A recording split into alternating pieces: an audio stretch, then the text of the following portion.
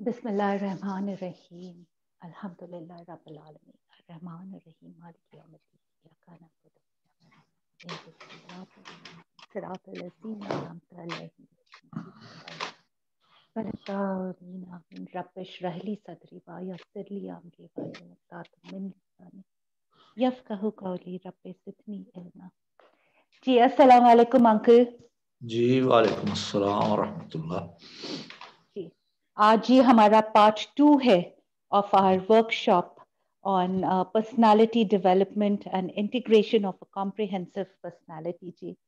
اور جی جو یہ پہلی بار ہماری ورک شاپ اٹینڈ کر رہے ہیں ہم ان کے لیے بتا دیں کہ اس ورک شاپ میں یہ جو سیریز آف ٹاکس ہے اس میں ہم قلب اور زبان کی جو بیماریاں ہیں جن کے کارن the ریزن جو بن جاتی ہیں ہماری پرسنالٹی کو اس میں جو خرابیاں آ جاتی ہیں اس میں جو اس کے کارن جو ہم بیماریوں سے گھر جاتے ہیں جیسے depression, grief, anger issues, jealousy, ان سب کی کیسے ہم نالج رکھتے ہوئے ان سب کی جانکاری رکھتے ہوئے ان سے کیسے ڈیل کیا جائے اور انہیں ہٹا کر ہم کیسے ایک مکمل شخصیت اپنی بنا سکیں، ہم یہ ساری سیریز ان کے لیے ہیں۔ سو جی کل جو ہم نے کیا وی کورڈ افات قلب کے اندر ہم نے صفت توبہ اور 5 پوائنٹس جو ان سب بیماریوں کو ڈیل کرتے ہیں، قوت غضب، قوت علم، قوت شہابت، قوت عدلال، ان سب کے بارے میں ہم نے بات چیت کی تھی۔ اینڈ موونگ فارورڈ ٹوڈے ہم آج جن کے بارے میں جو بیماریاں ہیں، جو ریزن ہے، مین ریزن ہے جن سے ساری یہ انٹرمیڈیٹریز، یہ ساری بیماریاں نکل کے آتی ہیں، ان کے بارے میں آج ہم بات کرنے جا رہے ہیں۔ اینڈ وہ ہیں 2 بیماریاں، مین بیماریاں، حب مال اور حب جاہ۔ حب مال آپ کو اسٹیٹس، حب مال جو اس دنیا کی خواہش رکھنے کے لیے فار ویلتھ، فار ابنڈنس، کہ آج میرے پاس یہ گاڑی ہو اور ایسا میرے پاس یہ گھر ہو اور اتنا روپیہ ہو، یہ ایسے ویلتھ ہو، اس کی جو یہ ساری باتیں ہیں یہ ہم حب مال میں کور کرنے والے ہیں۔ اینڈ اس کی جو سیکنڈ پارٹ ہے حب جاہ، کہ ہمارا کیا سٹیٹس ہو سوسائٹی میں، ہمارا رتبہ کیسا ہو، وہ سارا ہم حب جاہ۔ اور ان دونوں سے جو ڈسیزز پیدا ہوتی ہے ہمارے قلب کی اور زبان کی، جس کے کارن ہم ساری ہماری لائف میں جو سفرنگز پیدا ہوتی ہیں، we are going to be speaking about them۔ جی انکل آپ بسم اللہ کریں۔ الحمدللہ نحمد و نصلی علی رسول الکریم۔ شخصیت، پرسنالٹی یا جسے آپ پرسنالٹی ڈیولپمنٹ کہتے ہیں، اسی لفظ کو آپ ذرا مذہبی تقدس کے حوالے سے اسے تعمیر سیرت کا لفظ دیتے ہیں۔ سیرت ہماری پرسنالٹی اور تعمیر سیرت اس کو ڈیولپمنٹ، تعمیر ڈیولپمنٹ۔ تو اصل میں جسے ہم غیر مذہبی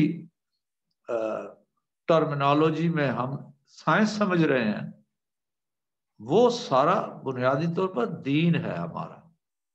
وہ دین ہے جو محمد رسول اللہ صلی اللہ علیہ وسلم نے انسانیت کو سکھایا۔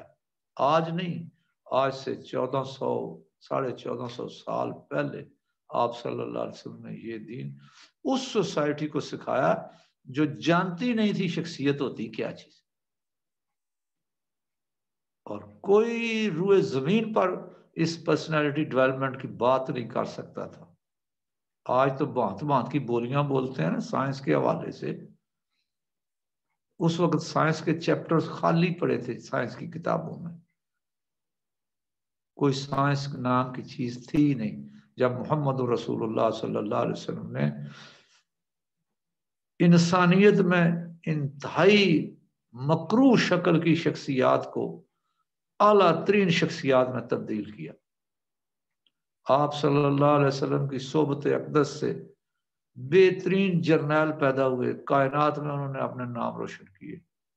آپ صلی اللہ علیہ وسلم کی اسی صحبت کے برکات سے بہترین صوفیاء اکرام دنیا میں انہوں نے اپنے نام روشن کیا، علوم اور فنون میں کمال کر کے دکھا۔ عمر رضی اللہ تعالیٰ عنہ ملٹری ہسٹری میں اسلامک ہسٹری کی بات نہیں کر رہا ہوں، ملٹری ہسٹری میں واحد جرنیل ہے، واحد وہ فرد ہے جن کو 24 لاکھ یا 26 لاکھ مربع میل کی فتوحات نصیب ہوئی ہیں۔ بڑے سے بڑے جرنیل جو ہے نا سیکنڈ ورلڈ وار میں، جنرل رومیل جیسے بندے، یہ 6 لاکھ 7 لاکھ مربع میل فتوحات تھا۔ یہاں گراف ختم ہو جاتا ہے کسی جرنیل کی آؤٹ پٹ کا ملٹری ہسٹری میں۔ اور ملٹری ہسٹری میں صرف عمر فاروق رضی اللہ تعالیٰ نے وہ بہترین حکومت ساز ادارے جو انہوں نے بنائے، آج امریکہ کی حکومت بھی انہی حکومت ساز اداروں کے بنیاد پر چل رہی ہے۔ حکومت بنانے کے طریقے مختلف ہیں دنیا میں، کہیں پریزیڈنشل سسٹم ہے، کہیں یہ پارلیمانی نظام ہے، کہیں کچھ ہے، لیکن حکومت چلانے کے جو طریقہ کار عمر فاروق رضی اللہ تعالیٰ نے بنایا وہ ساری دنیا اڈاپٹ کر رہی ہے آج بھی، وہی طریقہ کار۔ تو یہ سارے وہ صحبت کے اثر تھا جو حضور اقدس صلی اللہ علیہ وسلم، یہ ساری وہ برکات تھی۔ روم اور فارس کی سلطنتیں کیا بلا تھی اس زمانے میں ان کی، اور آپ صلی اللہ علیہ وسلم نے وہ جنگ خندق میں وہ پتھر توڑتے ہوئے فرما دیا کہ یہ ساری زیر ہو جائیں گی، یہ مجھے اللہ تعالیٰ نے روم و فارس کے مجھے مال دکھا دیے ہیں، یہ سارے زیر ہو جائیں گے۔ اس وقت کوئی سوچ نہیں سکتا تھا کہ مسلمان یہی جو اس وقت جن کے پیٹ پر پتھر بندھے ہوئے، ایک صحابی نے حضور اقدس صلی اللہ علیہ وسلم کو اپنے پیٹ پر پتھر بندھا ہوا دکھایا کہ یا رسول اللہ بھوک سے نہیں برداشت ہوتی تو پتھر باندھا ہوا۔ آپ نے اپنا کرتا مبارک اٹھایا، آپ نے 2 پتھر باندھے ہوئے تھے اپنے پیٹ۔ پھر کہتے جی ہمارے پاس قیادت و سیادت نہیں ہے۔ اور قیادت و سیادت کس قوم کے پاس ہے؟ جو قیادت و سیادت محمد رسول اللہ صلی اللہ علیہ وسلم نے انسانیت کو دی، ایسی قیادت و سیادت کائنات میں وجود نہیں آئی، کبھی زندگی میں نہیں آئی، کسی نے دیکھی نہیں۔ بہرحال وہ جو پرسنالٹی تھی، وہ تعمیر سیرت تھی، وہ آقا نامدار صلی اللہ علیہ وسلم کا وہ کمال تھا، اور اللہ نے اس پر مسلم ملت کے لیے ایک ایسا قرآن پاک میں اس کا تذکرہ فرما کے رکھ دیا ہمیشہ کے لیے، جو ہمیں یاد رکھنا چاہیے۔ افسوس کہ ہم تو اپنی وراثت کو اپنی کو جانتے ہی نہیں، نہ ہی اپنی وراثت سے وہ واقف ہے۔ ہم نے بس آج ہم یورپ کی روشنیوں سے، چکا چوند روشنیوں سے متاثر ہو کر ہم سمجھتے ہیں کہ شاید علم بھی انہی کے ہاتھوں سے ہمیں ملا ہے۔ علم تو ادھر سے نکلا تھا۔ اللہ پاک جل جلالہ قرآن پاک میں فرماتے ہیں لَقَدْ مَنَّ اللَّهُ عَلَى الْمُؤْمِنِينَ إِذْ بَعَثَ فِيهِمْ رَسُولًا مِّنْهُمْ يَتْلُو عَلَيْهِمْ آيَاتِهِ وَيُزَكِّيهِمْ وَيُعَلِّمُهُمُ الْكِتَابَ وَالْحِكْمَةَ۔ اللہ نے انسانوں پر ایک جو احسان کیا تھا وہ تھا محمد رسول اللہ صلی اللہ علیہ وسلم کی دنیا میں آمد، جسے میلاد النبی صلی اللہ علیہ وسلم ہم سمجھتے ہیں، جس کو ہم مناتے ہیں پوری ملت۔ اور میلاد نبی صلی اللہ علیہ وسلم کی منانے میں ہم پتہ نہیں کہاں سے کہاں تک نکل گئے ہیں۔ وہ چیزیں جو محمد رسول اللہ صلی اللہ علیہ وسلم کے جمال و کمال کو جنہوں نے پایا، صحابہ کرام نے، انہوں نے وہ کام نہیں کیے جو ہم کر رہے ہیں۔ لیکن اس سے میرا چونکہ یہ اس وقت وہ پوائنٹ نہیں ہے یہ، لیکن بھارت وہ ہے تو ہمارے کردار کا حصہ نا۔ تو بات تو کردار کی ڈیولپمنٹ، پرسنالٹی ڈیولپمنٹ کیا ہوتی ہے؟ کردار کی تو بات ہوتی ہے۔ تو یہ جو حضور کی پیدائش تھی، یہ تو ساری کائنات پر اللہ کا احسان تھا۔ وَمَا أَرْسَلْنَاكَ إِلَّا رَحْمَةً لِّلْعَالَمِينَ، یہ تو سارے جہانوں کے لیے رحمت بنا کر حضور اقدس صلی اللہ علیہ وسلم کی ذات کو بھیجا گیا تھا۔ اس میں مسلمان اکیلے نہیں مستفید ہوئے، پوری کائنات مستفید ہوئی ہے۔ یونیورس پوری جو ہے وہ مستفید ہوئی ہے محمد رسول اللہ صلی اللہ علیہ وسلم کی پیدائش پر، آپ کی میلاد صلی اللہ علیہ وسلم پر. تو بلا شبہ اس کائنات کے ذرے ذرے کو بھی یہ فخر حاصل ہے حضور صلی اللہ علیہ وسلم کی میلاد کو منانے کا. اس کو فخر حاصل ہونا چاہیے، اور ہے، اس میں کوئی شک نہیں ہے، اس میں میرا اختلاف نہیں ہے، مت کو یہ سمجھے نہیں. یہ ساروں کے لیے باعث رحمت تھی، کائنات کے لیے رحمت تھی. لیکن یہ رحمت میں تو کافر مومن زمین آسمان سب شامل ہے. پھر مومنوں کے لیے کیا تھا؟ وہ بات جو میں نے ابھی آیت قرآن کی پڑھی. اللہ فرماتا ہے یہ جو حضور صلی اللہ علیہ وسلم کا دنیا میں تشریف لانا اور 40 سال تک اس مقدس وجود سے روئے زمین کا استفادہ کرنا، یہ سارا ایک طرف. وہ 40 سال کے بعد وہ اتر کر حرا سے سوئے قوم آیا، وہ لمحہ تھا. اصل بات وہاں سے آگے شروع ہوتی، وہاں سے اس کائنات میں انسانوں کو کلمہ طیبہ ملا، لا الہ الا اللہ محمد الرسول اللہ. یہ برکتیں وہاں سے لٹنی شروع ہوئیں. وہاں سے جنت جو جہنم کے معلومات کا ہمیں پتہ چلا، ہمیں معلوم ہوا. وہاں سے ہمیں آخرت کی خبر ملی کہ اس زندگی کے بعد آگے ہماری زندگی ہے، اس میں ہم نے گزرنا ہے. وہاں سے ہمیں یہ بول و براز سے لے کر حکومت کرنے کے طریقے تک ہر چیز سکھائی گئی. وہ جو ہے وہ ہے حضور صلی اللہ علیہ وسلم کا بحیثیت رسالت.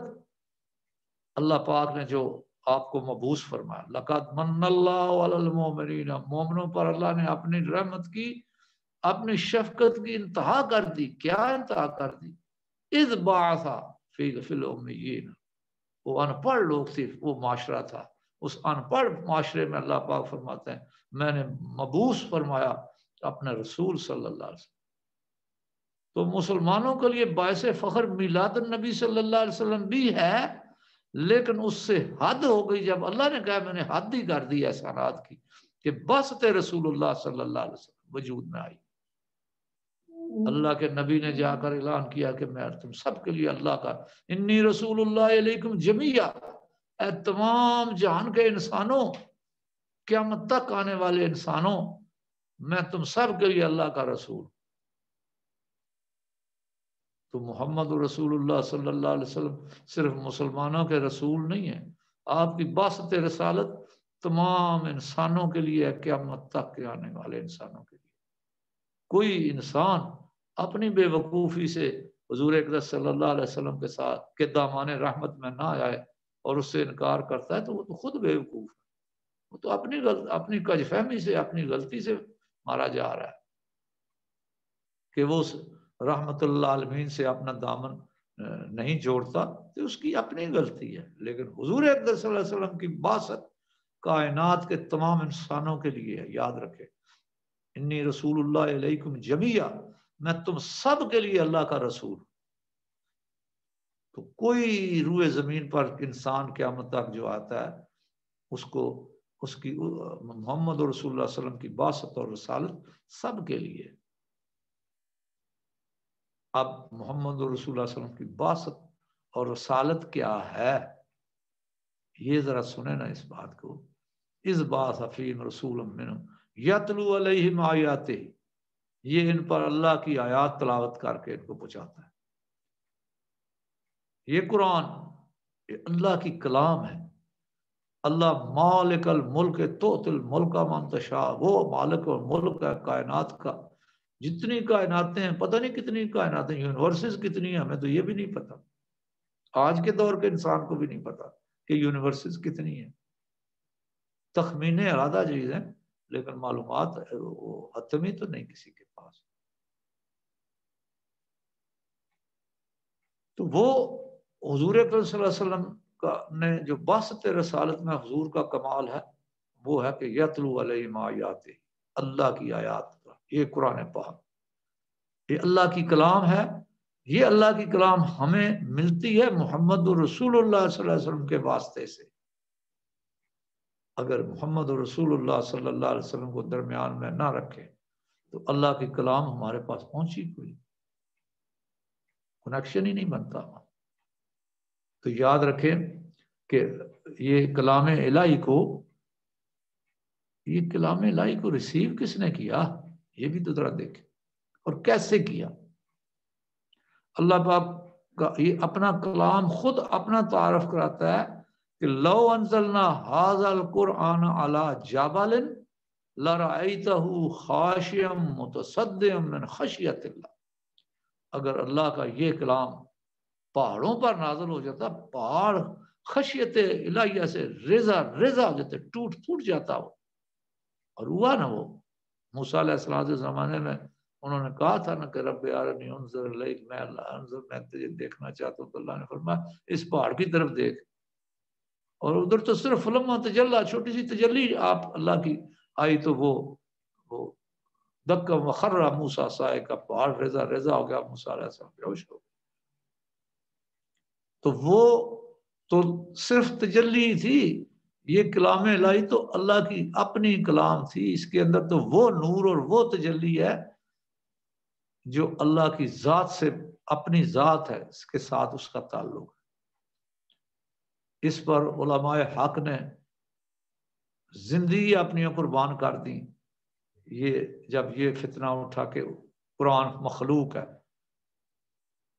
تو کتنے جید ہمارے علماء نے اس پر اپنی جان پر کھیل کر اس کی حفاظت کی، اس بات کی کہ قرآن مخلوق نہیں ہے، قرآن خالق ہے، خالق کا کلام ہے. اس میں سے یہ خالق کے ساتھ اس کی اٹیچمنٹ، اس کا تعلق خالق سے ہے، یہ مخلوق نہیں ہے قرآن.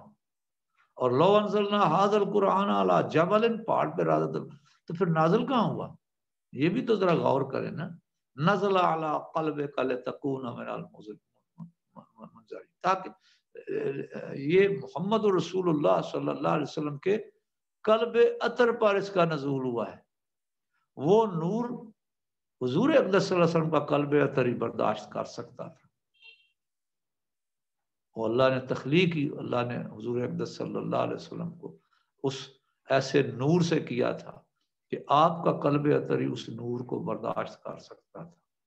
وہ نازل قلب اطہر رسول اللہ صلی اللہ علیہ وسلم پہ ہوا، اور پھر لِتُبَيِّنَ لِلنَّاسِ مَا نُزِّلَ عَلَيْهِمْ، یہ قرآن ہی بتاتا ہے. اس لیے کہ روئے زمین پر کوئی ایسی اور چیز تھی نہیں جو اس اللہ کے نور کو قبول کر سکتی، اللہ کے نور کو کی متحمل ہو سکتی. تو یہ نور حضور اقدس صلی اللہ علیہ وسلم کے قلب پر نور پر نازل ہوا.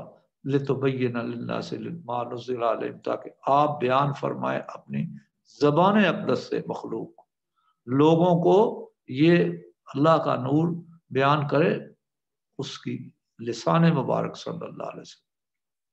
تو یہ حضور اکرم صلی اللہ علیہ وسلم نے، یہ جو میں آج جتنی یہ باتیں پرسنالٹی ڈیولپمنٹ کی آنورڈ کر رہا ہوں، یہ اس ہستی سے ہے جس ہستی نے انسانیت کو سکھایا کہ پرسنالٹی کیا چیز ہوتی ہے، اور بگڑی ہوئی پرسنالٹیز کو کس طرح سنوارا جاتا ہے.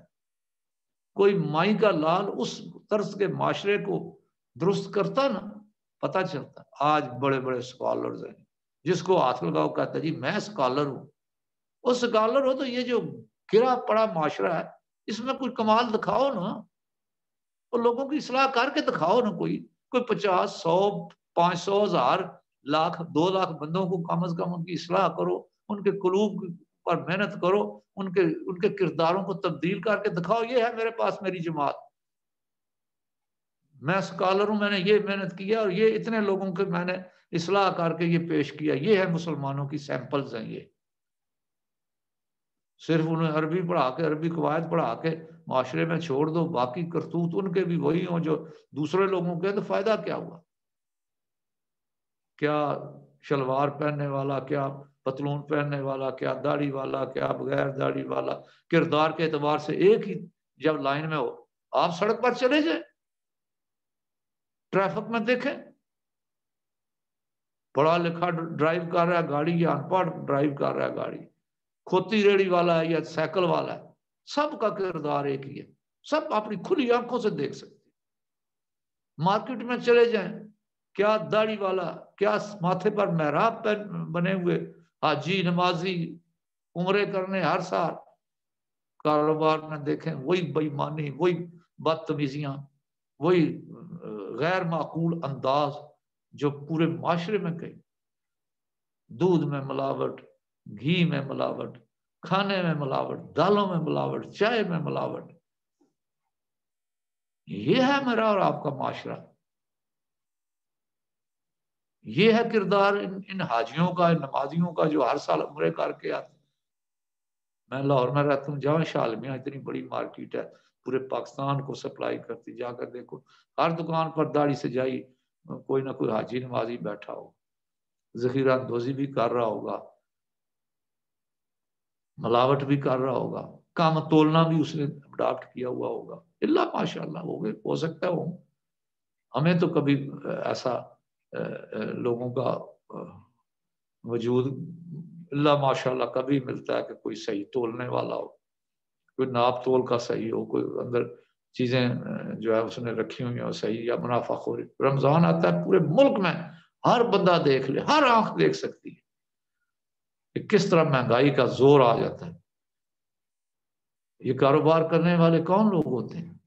ریڑھی والے سے لے کر اوپر وہ تھوک فروش اور پرچون فروش، سب ایک ہی لائن میں، ایک ہی کردار ہوتا ہے. سب لوٹو، آج لوگوں کو ضرورت ہے لوٹو ان سے. یہ کردار سازی کون کرے گا؟ یہ کس کی ذمہ داری ہے؟ اس پوری قوم کا جو کردار کا حال ہے اس پر کوئی بات بھی نہیں کرتا. مسجدوں میں ہر روز، ہر ہفتے بعد جمعہ کا دن ہوتا ہے، علماء تقریریں کر رہے ہوتے ہیں. مجھے نہیں پتا وہ کیا کہہ رہے ہوتے ہیں لوگوں، وہ کہانیاں کسے سنا کے اپنا وقت پاس کر کے چلے جاتے. اور بھائی جو بندے تمہارے پاس آتے ہیں ان کو بتاؤ کہ اسلامی معاشرہ کیا ہے. اور اسلامی معاشرہ آئے گا جب اسلامی وجود ہوں گے، جب انسانی اجساد جسموں کے ساتھ مسلمان پھرتے آپ کو نظر آئیں گے. لوگوں کے علم میں اضافہ کرنے کی آج کل کوئی اتنی ضرورت نہیں ہے. علم لوگوں کے پاس بہت ہے، جسے آپ جاہل سمجھتے ہیں اس کے پاس بھی اتنا علم ہے کہ اسے غلط اور صحیح کا پتہ ہے، لیکن وہ غلط چھوڑ دے اور صحیح پر آ جائے. یہ ہے تزکیہ. یہ اگلی بات تھی، یتلو علیہم آیاتی ویزکیہم، میرا نبی تمہارا تزکیہ کرتا ہے. تو کچھ لوگ تو ویسے تزکیے کے فن سے ہی چڑھتے ہیں، علماء حضرات چڑھتے ہیں، یہ کدھر سے آ گیا جی درمیان. او بھائی اللہ کا قرآن کہہ رہا ہے، اللہ نے فرائض نبوت بیان کیے ہیں، یتلو علیہم آیاتی ویزکیہم، اور پھر اس کے بعد تزکیہ کرنے کے بعد یعلمہم الکتاب والحکمہ، علم کتاب اور حکمت کام تب آتا ہے جب تزکیہ ہو جائے. جن کے قلوب میں تزکیہ نہیں ہوتا ان کو علم کتاب بھی دے دو، علم حکمت بھی دے دو، ان کے فائدہ کوئی نہیں ہوتا. آپ کی عدالتوں میں جس طرح ظلم و بربریت کے مظاہرے نظر آتے ہیں نظام عدل سے، یہ آنکھیں نہیں دیکھتی کیا؟ اندھے ہیں لوگ، ناواقف ہیں اس بات سے؟ یا وہ جو اوپر بڑے بڑے دعوے کرتے ہیں اس ملک میں عدل و انصاف کے، ہم یہ نظام پیدا کر دیں گے، ہم نے فلانے سسٹم کو کمپیوٹرائزڈ کر دیا، ہم نے یہ کر دیا، ہم نے وہ کر دیا، ہم نے پورٹل بنا دیے. اور بھائی پورٹل بنانے سے کیا ہوتا ہے؟ گراؤنڈ ریئلٹی کیا ہے؟ جاؤ نا دیکھو نا، تمہیں نظر نہیں آتی؟ عدالتوں میں جا کر گھوم کے پھرو، دیکھو کیا ہو رہا ہے لوور کورٹ سے لے کر اوپر کورٹس تک. یہ ان لوگوں کا علم کدھر جاتا ہے؟ یہ علم جو علم قانون انہوں نے حاصل کیا ہے، ذرا وکلاء کا علم قانون دیکھ لینا جو سڑکوں پر ہوتا ہے، ساری دنیا دیکھتی ہے. یہ جو لوگوں کے حقوق اور فرائض کی تعین کرتے ہیں، ان کے اپنے ذرا کردار کو دیکھیں. سڑکوں پر جب نکلتے ہیں تو کس طرح وہ کیا بیہیو کرتے. جس ملک کے، جس قوم کے وکلاء کا یہ کردار ہے، اس ملک کے اخلاقیات کے درست کرنے کی کوئی ضرورت نہیں. کس چیز کو ہاتھ لگائیں، کس چیز پر بات کریں، اور کس کو سنائیں، کس کو؟ بات یہ ہے کہ اللہ پاک نے، اللہ کے نبی نے یہ قانون بتا دیا تھا کہ قوم کے عام افراد جب تک یہ بات نہ سمجھیں گے قوم کی قیادت و سیادت کبھی نہیں سمجھے گی. وہ حدیث ہے اعمالکم اعمالکم، یہ جو قوم کے افراد کے اعمال ہوں گے یہی تمہارے حاکم بنیں گے، یہی اعمال متشکل ہو کر تمہیں حاکم ملیں گے. ایسے ہی مدینے کی ریاست، ماشاءاللہ مدینے کی ریاست ہونی چاہیے، اس میں کوئی شک کی بات نہیں کہ اللہ پاک کا یہ احسان ہے، یہ کرم ہے کہ اللہ نے محمد علی جناح جیسے بندے کو اس کام پہ لگا دیا.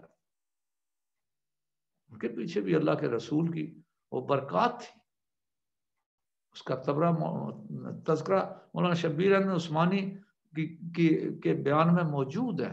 انہوں نے یہ جو کہ کس طرح ان کو برکات رسول اللہ صلی اللہ علیہ وسلم نصیب ہوئی، جس سے وہ واپس آئے تھے انگلینڈ سے، تو وہ اس بیس پر آئے تھے.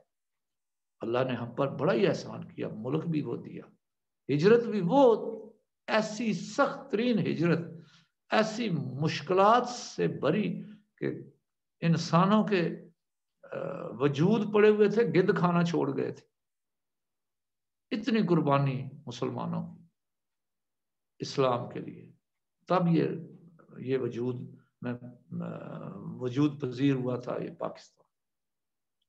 ذرا اس پاکستان میں گھوم پھر کر جب اس کے حالات آپ دیکھتے ہیں تو کیا ہم اللہ تعالیٰ جل جلالہ کے ساتھ وفا کر رہے ہیں یا بے وفائی کے مظاہرے ہیں ہمارے؟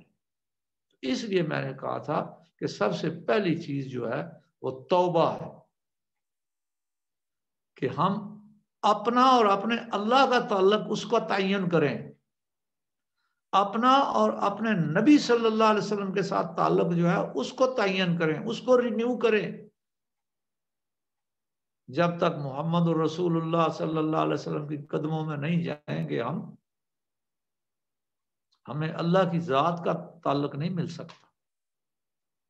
اللہ کے بارے میں کائنات میں صرف محمد رسول اللہ صلی اللہ علیہ وسلم نے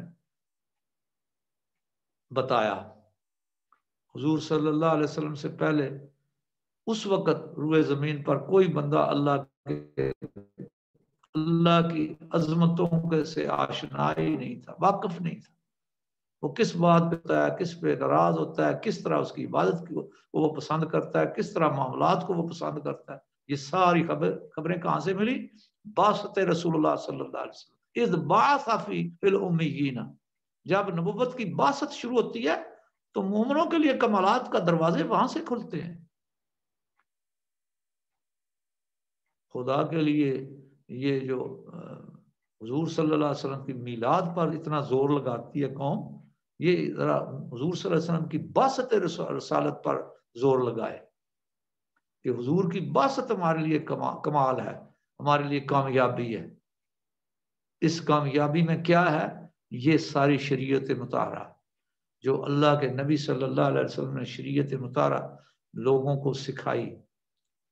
اور یہ جو آج کل کے موٹیویشنل سپیکرز ہیں نا جی، ان کی ضرورت ہی نہ پڑے اگر لوگ شریعت مطہرہ کو جسٹ فالو کرنا شروع کر دیں. انہیں کسی مینٹل ہیلتھ کے ایکسپرٹ کے پاس جانا نہ پڑے، انہیں کسی حکیم کے پاس ان کے اندر مرض ہی نہ پیدا ہو اگر حضور صلی اللہ علیہ وسلم کی تعلیمات پر کوئی عمل کرنا شروع کر دے. نہ امراض پیدا ہوں، نہ ماہر امراض کے پاس جانا پڑے. لیکن شریعت مطہرہ کی طرف بات بلاؤ، وہ یہ تو مولویوں کی باتیں ہیں. وہ بھائی مولویوں کی باتیں نہیں ہیں، یہ حکمت کی باتیں ہیں، یہ عقل و شعور والوں کے لیے باتیں ہیں. یہ محمد رسول اللہ صلی اللہ علیہ وسلم نے جو انسانیت کو رہنمائی دی ہے، یہ اس رہنمائی کی باتیں ہیں، یہ شریعت مطہرہ کی باتیں. حضور صلی اللہ علیہ وسلم نے یہ ساری یہ باتیں آپ صلی اللہ علیہ وسلم نے اس جاہل معاشرے کو، امیین ان پڑھ معاشرے کو سکھائی تھی. تو اس میں سب سے پہلی چیز میں پھر وہ اجمالی تذکرہ کر دیتا ہوں کہ توبہ کا ہے، کہ ہم ایک دفعہ لوٹیں، واپس لوٹیں. توبہ کہتے ہیں یو ٹرن کو، جہاں سے ہم راستہ چھوڑ کر کسی اور طرف چل پڑے وہاں واپس آ جائیں اس جگہ. اللہ کی رہنمائی، اللہ کے رسول کی رہنمائی کی طرف واپس آ جائے. پھر دیکھیں یہ ساری باتیں دنیا کے فوائد اس کے اندر موجود ہیں، سارے موجود ہیں. آپ کی مینٹل ہیلتھ کی ساری کمال و جمال اس کے اندر ہے، حضور صلی اللہ علیہ وسلم نے دیا ہوا ہے. میں نے جیسے تعارف کرایا تھا کہ مجھے پنجاب یونیورسٹی میں بھی جا کر مینٹل ہیلتھ پر یہ اس طرح کے بیان، اس کے علاوہ میں نے مختلف سمپوزیم میں جا کے جب یہ بیان کیا تو باتیں تو میں وہاں مینٹل ہیلتھ کی کرتا تھا، لیکن میں انہیں بتاتا تھا کہ یہ مجھے محمد رسول اللہ صلی اللہ علیہ وسلم نے بہت عرصہ پہلے مجھے اور آپ سب کے لیے چھوڑا ہے لیسن. لیکن ہم اس لیسن کو چھوڑ کر یونگ، فرائڈ اور مرے کے پیچھے بھاگتے جو خود انسان تھے. انسان ہوتے ہوئے انہوں نے انسان کو جو کچھ سمجھا اس میں انہوں نے کیا کمال کر دیا، کتنا کمال کر دیا ہوگا. اور رب العالمین جس نے انسان کی تخلیق کی، اس نے جو انسان کے لیے رہنمائی کے لیے محمد رسول اللہ صلی اللہ علیہ وسلم کو بھیجا، اس کی کوئی قدر و قیمت نہیں. اللہ تعالیٰ ہمیں یہ اس بات کی تو توبہ سب سے بڑی چیز ہے. توبہ یہ ہے کہ آپ اپنے دل سے یہ ندامت ہو آپ کے اندر کہ میں نے اللہ اور اللہ کے رسول کی تعلیمات کو کیوں چھوڑا، غلطی کی. آئندہ کے لیے اصلاح کی امید رکھے، امید پیدا کرے اپنے اندر کہ میں توبہ کے مقابلے میں ایک امید کہ اب میں آئندہ اللہ اور اللہ کے رسول کی اطاعت کروں گا، اس میں سے وہ کمال پاؤں گا، وہ ہیرے جواہرات جو میرے نبی صلی اللہ علیہ وسلم میرے لیے چھوڑ گئے وراثت میں ان کو پاؤں گا. اور وہ ہیں تعلیمات رسول اللہ صلی اللہ علیہ وسلم. نبی کی وراثت جو ہوتی ہے نا وہ درم و دینار نہیں ہوتی، یاد رکھو. نبی کی وراثت وہ علم ہے، وہ علم جو انسان کو برتری دلاتا ہے باقی تمام مخلوق پر. اس علم کی باتیں میں انشاءاللہ آپ کی گوش گزار کر رہا ہوں. اس کو میں اتنا وقت میں نے اس لیے اس بات پہ لگایا کہ اس کو غیر عام نہ کوئی سمجھے. یہ اتنا عام ہے، اتنا اہمیت والا ہے کہ اس کے مقابلے میں سارے علوم ہیچ ہے. بہرحال تو اس کے بعد تیسری چیز میں نے کل بیان کی تھی توحید، کہ اللہ کو ساری کائنات کا مالک الملک مانے، یہ جانے، اس کو یہ طے کر لے اپنے ساتھ کہ میں اس ساری کائنات کی عظمتیں اور ملکیت یہ اللہ کے لیے. اور پھر آگے اللہ کے رسول صلی اللہ علیہ وسلم کے ذریعے مجھے یہ سب کچھ تعلیمات ملی ہیں. اللہ کے رسول کے ساتھ اپنا تعلق باندھے، اللہ کے رسول کے ساتھ اپنی وفائیں، ان کی وابستگی وہاں کرے. تو اللہ کے رسول نے یہ جو ساری چیزیں ہمیں سکھائیں اس میں یہ بڑا تو سب سے پہلے اخلاص ہے کہ دل میں یہ خلوص ہو، نیت اور خلوص نیت کے ساتھ اللہ کی اتباع کرے، اللہ کے حکم کی پیروی کرے. اور اللہ کے حکم کی پیروی کہاں سے ملے گی؟ قل ان کنتم تحبون اللہ فاتبعونی یحببکم اللہ. تم اللہ کی محبت چاہتے ہو، فاتبعونی، میری اتباع کرو. کس کی؟ محمد رسول اللہ صلی اللہ علیہ وسلم. اللہ پاک خود فرما رہے ہیں کہ میرے نبی یہ ڈکلیئر کر دو، یہ بتا دو ان کو کہ میری اتباع کرو، میرے پیچھے چلو، میرے قدموں پر چلو، تو تمہیں یحببکم اللہ، تمہیں اللہ خود محبوب بنا لے. اب یہاں جہاں اخلاص ہے وہاں اخلاص کی ضد ہمارے قلب و باطن میں کیا ہوتی ہے؟ ریا. اخلاص کیا ہے؟ ہر کام صرف اس لیے کرنا کہ اللہ اور اللہ کے رسول کی اطاعت مجھے ملے، اللہ کے رسول کی خوشنودی حاصل ہو. اللہ کی ذات کی خوشنودی چونکہ اللہ کے رسول کی اطاعت میں ہے، اس لیے میں خلوص دل سے ہر عمل کو کرے، اس عمل کو جس کو حضور صلی اللہ علیہ وسلم نے کرنے کا حکم دیا، ہر اس عمل کو چھوڑ دے جس کو حضور اکرم صلی اللہ علیہ وسلم نے روک دیا. قرآن میں اللہ نے فرمایا وما آتاکم الرسول فخذوہ وما نہاکم عنہ فانتہوا. میرا رسول تمہیں جو کچھ دے دے اسے آگے بڑھ کے تھام لو، اور میرا رسول جس چیز سے منع کر دے وہاں رک جاؤ. وما نہاکم عنہ فانتہوا، ادھر ہی رک جاؤ. رسول صلی اللہ علیہ وسلم کی عزت اور آبرو یہ ہے، یہ نہیں ہے چڑیاں لگا لو اس دن اور وہ میلاد النبی منا لو، نعرے مار لو، سائیکل موٹروں پر چڈے لگا کے سیر کر رہا ہو ادھر ادھر. یہ کہاں سے تم لے آئے؟ کس نے؟ یہ خوشیاں نہیں ہیں، خوشی یہ ہے جو اللہ چاہ رہا ہے، جس سے اللہ کی خوشنودی حاصل ہوتی ہے، جس سے محمد الرسول اللہ صلی اللہ علیہ وسلم کی خوشنودی حاصل ہوتی ہے، جو اللہ کے کلام میں چیزیں موجود ہیں، اس کی طرف تو آنکھ اٹھا کر کوئی نہیں دیکھتا۔ نماز کوئی پڑھے نہ پڑھے جلوس کر سے پھر کے آ جاتا ہے، وضو کرے نہ کرے، لیکن وہ اپنے آپ کو وہ اس طرح کی جھوٹی پاکیزگیوں کے چکر میں چل جاتا، گھومتا پھرتا رہتا۔ تو اللہ کے رسول صلی اللہ علیہ وسلم کی اتباع یہ کمال ہے، یہ اللہ کا حکم ہے۔ وما آتاکم الرسول فخذوہ، جو میرا اللہ کا رسول تمہیں حکم دے اسے قبول کرو، فوراً اس پر عمل کرو، اور وما نہاکم عنہ فانتہوا۔ تو اللہ کے رسول نے ہمیں یہ جو ریا ہے نا، یہ ہوتی ہے دکھلاوا، اور ہم کرتے ہیں سارے کام دکھلاوے کے۔ ہمارے ہاں مذہب کے دین کے اندر بھی ہم دکھلاوا کر رہے ہیں۔ تو یاد رکھیں، کوئی عمل جس میں پیچھے جذبہ یہ ہو کہ لوگ دیکھ کر کہیں گے کہ بھائی میں بڑا نیک ہوں، میں بڑا اللہ کا رسول کا عاشق ہوں، یہ جب دل کے اندر یہ کیفیت ہو اس کو ریا کہتے ہیں۔ اور ریا اللہ تعالیٰ کو قطعاً قبول نہیں ہے۔ وہ عمل جس کے پیچھے آپ کے قلب و باطن میں یہ کیفیت ہوگی، وہ ردی ہے وہ عمل آپ کا۔ وہ عمل خواہ حج ہے خواہ عمرہ ہے، آپ نے حج کیا، پیسہ بھی خرچ کیا، وقت بھی لگایا، وہاں بھی گئے، ساری جگہ حاضریاں بھی دی، وہ سارا جو حاجی کہلانے کے لیے دل میں خواہش تھی، اس خواہش کو لے کر کیا تھا کام، ختم، ضائع ہو گیا سارا۔ اس کو کہتے ہیں ریا۔ اخلاص یہ ہے کہ صرف اللہ کی خوشنودی دل میں خواہش۔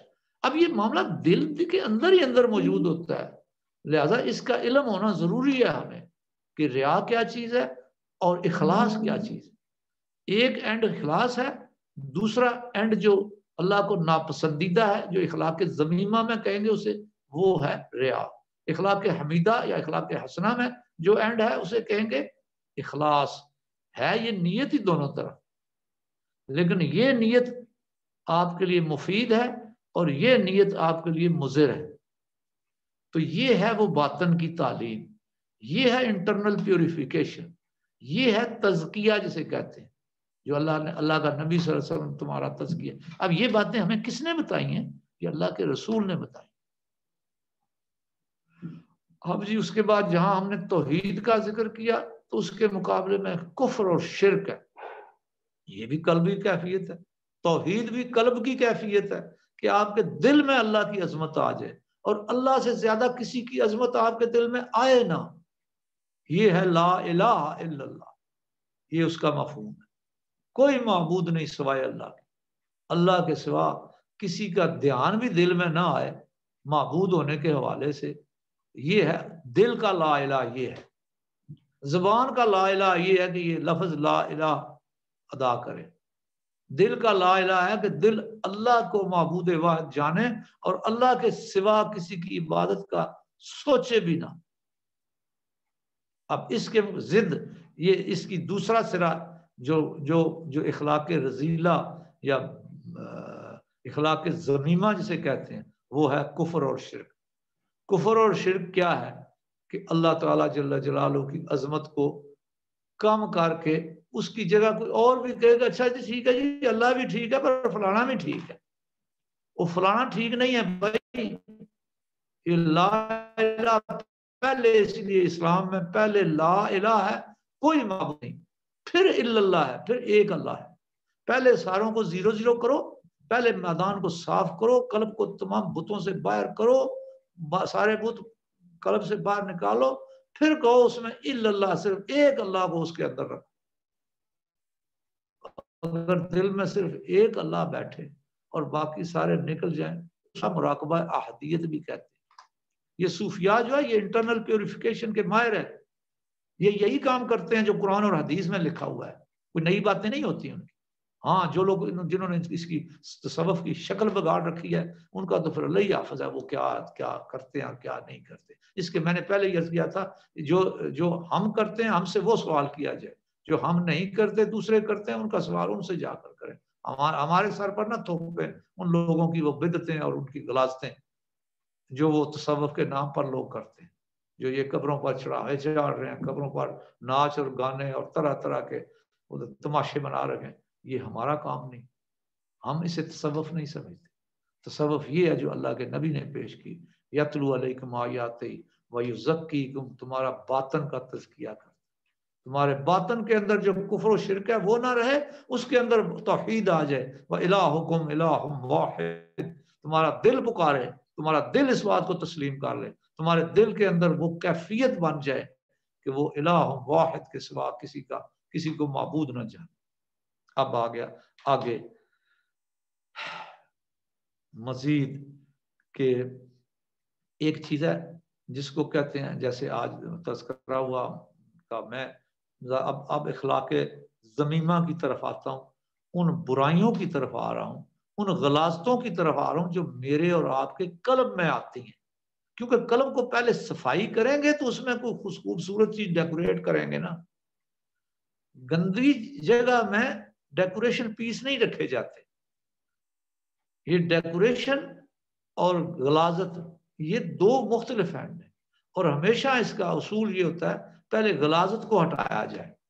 تو قلوب کی غلاظت کیا ہے؟ وسکالت القلوب کیا ہوتی چیز ہے؟ نبی صلی اللہ علیہ وسلم نے فرمایا نا، انسانی وجود میں بھی یہ غلاظت، اس کے قلب میں بھی غلاظت آتی ہے۔ تو قلب کی غلاظت کیا ہے جو اللہ کے نبی نے بیان فرمائی؟ اس کی دو بیسز ہیں، دو بنیادیں ہیں، ایک ہے جی حب مال اور ایک ہے حب جاہ۔ حب جاہ یہ ہے کہ حب مال یہ ہے کہ دنیا کے جو وسائل ہیں اس کی محبت کسی دل کے اندر آ جائے، اور اس درجے کی آ جائے کہ وہ رائٹ لیفٹ کو دیکھے ہی نہ، یا یہ نہ دیکھے کہ یہ میں جائز طریقے سے مال جمع کر رہا ہوں یا ناجائز طریقے سے مال، وہ بس مال جمع کرنے کی ایسی اس کو لت پڑ جائے کہ حرام حلال ہر چیز وہ جمع کرتا چلا جائے۔ کیا ہمارے آج کل کے ایڈمنسٹریٹر، ہماری بیوروکریسی، ہمارے اور دیگر تمام جو ادارے ہیں، ان کے اوپر جو اوپر بیٹھے ہوئے ٹاپ پہ مسلط ہیں، آپ ان کے اندر حب مال کا جذبہ نہیں دیکھتے؟ مال جمع کرنے کے لیے جائز اور ناجائز سارے ذرائع استعمال کیے جا رہے ہیں۔ ایک بندے کی تنخواہ سے زیادہ اس کے ایک بچے کی فیس ادا کی جا رہی ہے لندن میں اور انگلینڈ میں اور دوسرے شہروں میں۔ کہاں سے وہ کرتا ہے؟ رشوت سے، حرام خوری سے، ملک و ملت کے پیسے کو بددیانتی اور خیانت سے لوٹ کر وہ اپنے بچوں کو، اپنی اولادوں کو، ابھی وہ بچے ہی ہوتے ہیں اور وہ ان کے بزنس کروڑ ارب پتیوں سے بھی زیادہ اوپر چلے جاتے ہیں۔ یہ سارا ہمارے معاشرے میں لوگ دیکھتے ہیں یا نہیں دیکھتے؟ تو یہ اصلاح کی ضرورت ہے یا نہیں ہے؟ اگر یہ اصلاح کی ضرورت ہے تو پھر ہم میں سے ہر ایک کو یہ سیکھنا پڑے گا محمد رسول اللہ صلی اللہ علیہ وسلم کی ان حکمت والی باتوں کو، اگر ہمیں کوئی عقل اور شعور حاصل کرنا ہے۔ تو حب مال یہ ہے جی کہ وسائل کو جمع کرنے کا شوق، مادی وسائل۔ اب مادی وسائل زمین ہے، مال و دولت ہے، کاروبار ہے، اور طرح طرح کی کائنات کی جو لذتیں ہیں، ان کو پانے کے لیے جو وسائل چاہیے ان کو جمع کرنا، یہ انسان کی گٹی کے اندر موجود ہے، یہ ہر انسان کے اندر موجود ہے۔ لیکن میرا اور آپ کا کمال یہ ہوگا کہ ہم اس خواہش کو، اس جذبے کو اپنی حدود اور قیود میں رکھیں۔ ہمیں نبی کریم صلی اللہ علیہ وسلم نے یہ نہیں فرمایا کہ ہم تجارت نہ کریں، نہ، ہمیں یہ نہیں کہا کہ آپ مال نہ کمائیں، آپ کمائیں، جتنا کما سکتا ہے کوئی کمائے، لیکن جائز طریقے سے۔ جتنا کوئی پراپرٹی بنا سکتا ہے بنائے، لیکن جائز حلال روزی سے۔ اللہ پاک قرآن میں فرماتے ہیں کل من حرم زینت اللہ التی اخرج لعبادہ والطیبات من الرزق، اے میرے نبی صلی اللہ علیہ وسلم لوگوں کو کہہ دو، ان کو بتا دو، من حرم زینت اللہ التی اخرج لعبادہ، کس نے تم پر دنیا کی زینتیں دنیا کی اچھی اچھی چیزیں تم پر کس نے حرام کی ہیں؟ کسی نے نہیں حرام کی تم پر، صرف حکم یہ ہے کہ وہ جائز اور حلال طریقے سے کماؤ، جتنا مرضی کما لے حال، یہ بھی عبادت ہے، لیکن جائز ہو اور حلال ہو، حلال اور طیباً، دو چیزیں اس میں، حلال بھی ہو طیب بھی ہو۔ شراب کا کاروبار کر کے پیسے نہ کمائے، کیونکہ نہ وہ حلال ہے نہ وہ طیب ہے۔ اسی طرح کچھ چیزیں ہوتی ہیں، چوری کا مال جو ہے نا وہ جمع کر کے نہ منافع کمائے تجارت کر کے، کیونکہ وہ حلال تجارت تو ٹھیک ہے لیکن وہ مال حرام ہے جس کی وہ کر رہا ہے۔ آپ دیکھتے ہوں گے نا کئی لوگ ہیں جو چوری کا مال ہی جمع کرتے رہتے ہیں اور اس کو بیچ کر وہ منافع کماتے ہیں، تو کہے جی میں تو تجارت کر رہا ہوں، نہ یہ تجارت نہیں، یہ حرام ہے یہ کمائی۔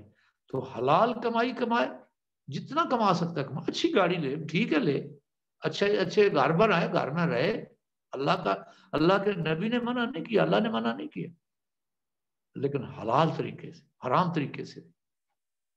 تو یہ جی وہ ہے حب مال، اور یہ حب مال وہ مشکل ہے جس میں انسان اپنے بچوں کو بھی وہ حرام کھلاتا ہے اور اس کو تمیز نہیں رہ جاتی۔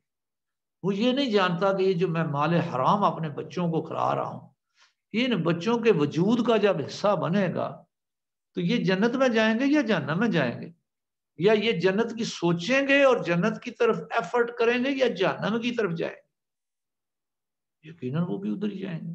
اسی طرح حب جا، یہ دوسری بیماری ہوتی ہے حب جا، جس میں بندہ سٹیٹس چاہتا ہے، میں وزیر بن جاؤں، میں صدر بن جاؤں، میں وزیر اعظم بن جاؤں، میں فلان بن جاؤں، میں فلان بن جاؤں، بیوروکریسی میں جاتا ہے میں فلانا افسر بن جاؤں، میری فارم اپوائنٹمنٹ مجھے مل جائے، گھروں میں چاہتا ہے کہ میں سردار بن جاؤں، قبیلوں میں چاہتا ہے کہ میں بڑا بن جاؤں، لوگ میری عزت کریں، لوگ مجھے دور سے سلام کریں۔ یہ جو خواہش ہے یہ اس کو حب جا کہتے ہیں۔ آپ کو پتہ ہی ہے کہ بے شمار ہمارے ملک کے زعماء جو ہیں ان کو اتنی دولت ہے ان کے پاس کہ وہ اگر صرف گھر میں بیٹھ کر آرام سے بیٹھے رہیں تو ان کی زندگی ساری گزر جائے، لیکن وہ سیاست میں آ کر ذلیل اور رسوا ہو رہے ہیں۔ کیوں؟ کہ ان کو وہ نشہ ہے، وہ جو عہدوں کا نشہ ہے نا وہ ان کو رہنے نہیں دیتا۔ وہ کہتے ہیں اتنا مال کا پھر کیا مزہ کہ اس کا اظہار کہیں ہم نہ کر سکیں۔ وہ مال کو، حالانکہ ان کی زندگی تو پرسکون گزر سکتی ہے اگر اپنے مال میں بیٹھے رہیں آرام سے، صبح شام موج کریں، جدھر مرضی گھومے پھریں، نہ کوئی کام نہ کاج نہ کوئی ذمہ داری نہ لین دے، لیکن جناب وہ ذلیل اور رسوا ہوتے ہیں صرف اس لیے کہ ان کو وہ حب جا کی بیماری ہوتی ہے۔ یہ جو قرآن میں اللہ نے فرمایا تھا نا کہ فی قلوبہم مرض فزادہم اللہ مرضا، یہ کفر کی بات جب کی تو آپ نے فرمایا، اللہ نے فرمایا کہ ان کے دلوں میں مرض ہے۔ تو وہ ہارٹ ٹربل کے مریض لوگ نہیں تھے جی، فزیکل ہارٹ کے ٹربل کے مریض لوگ نہیں تھے، وہ صحت مند لوگ تھے جی، پہلوان قسم کے لوگ تھے۔ تو یہ ہیں وہ دلوں کی بیماریاں جو میں عرض کر رہا ہوں آپ کی خدمت میں، یہ کسی کے سنورنے اور بگڑنے کی علامت ہوتی ہیں، اور جب انسان ان سے سنورتے ہیں تو قومیں سنور جاتی ہیں، جب انسان اس سے بگڑتے ہیں تو قوموں کو زوال آ جاتا ہے، کیونکہ افراد کے ہاتھوں میں افراد کے ہاتھوں میں اقوام کا، مجھے ذہن سے نکل رہا ہے یہ شعر بھی، تو بہرحال یہ افراد ہی مل کر قوم بنتے ہیں، اور قومیں تبھی ترقی کرتی ہیں، قومیں تبھی سر اٹھا کر چلتی ہیں جب افراد میں وہ خواص، وہ صفات عالیہ آ جاتی ہے۔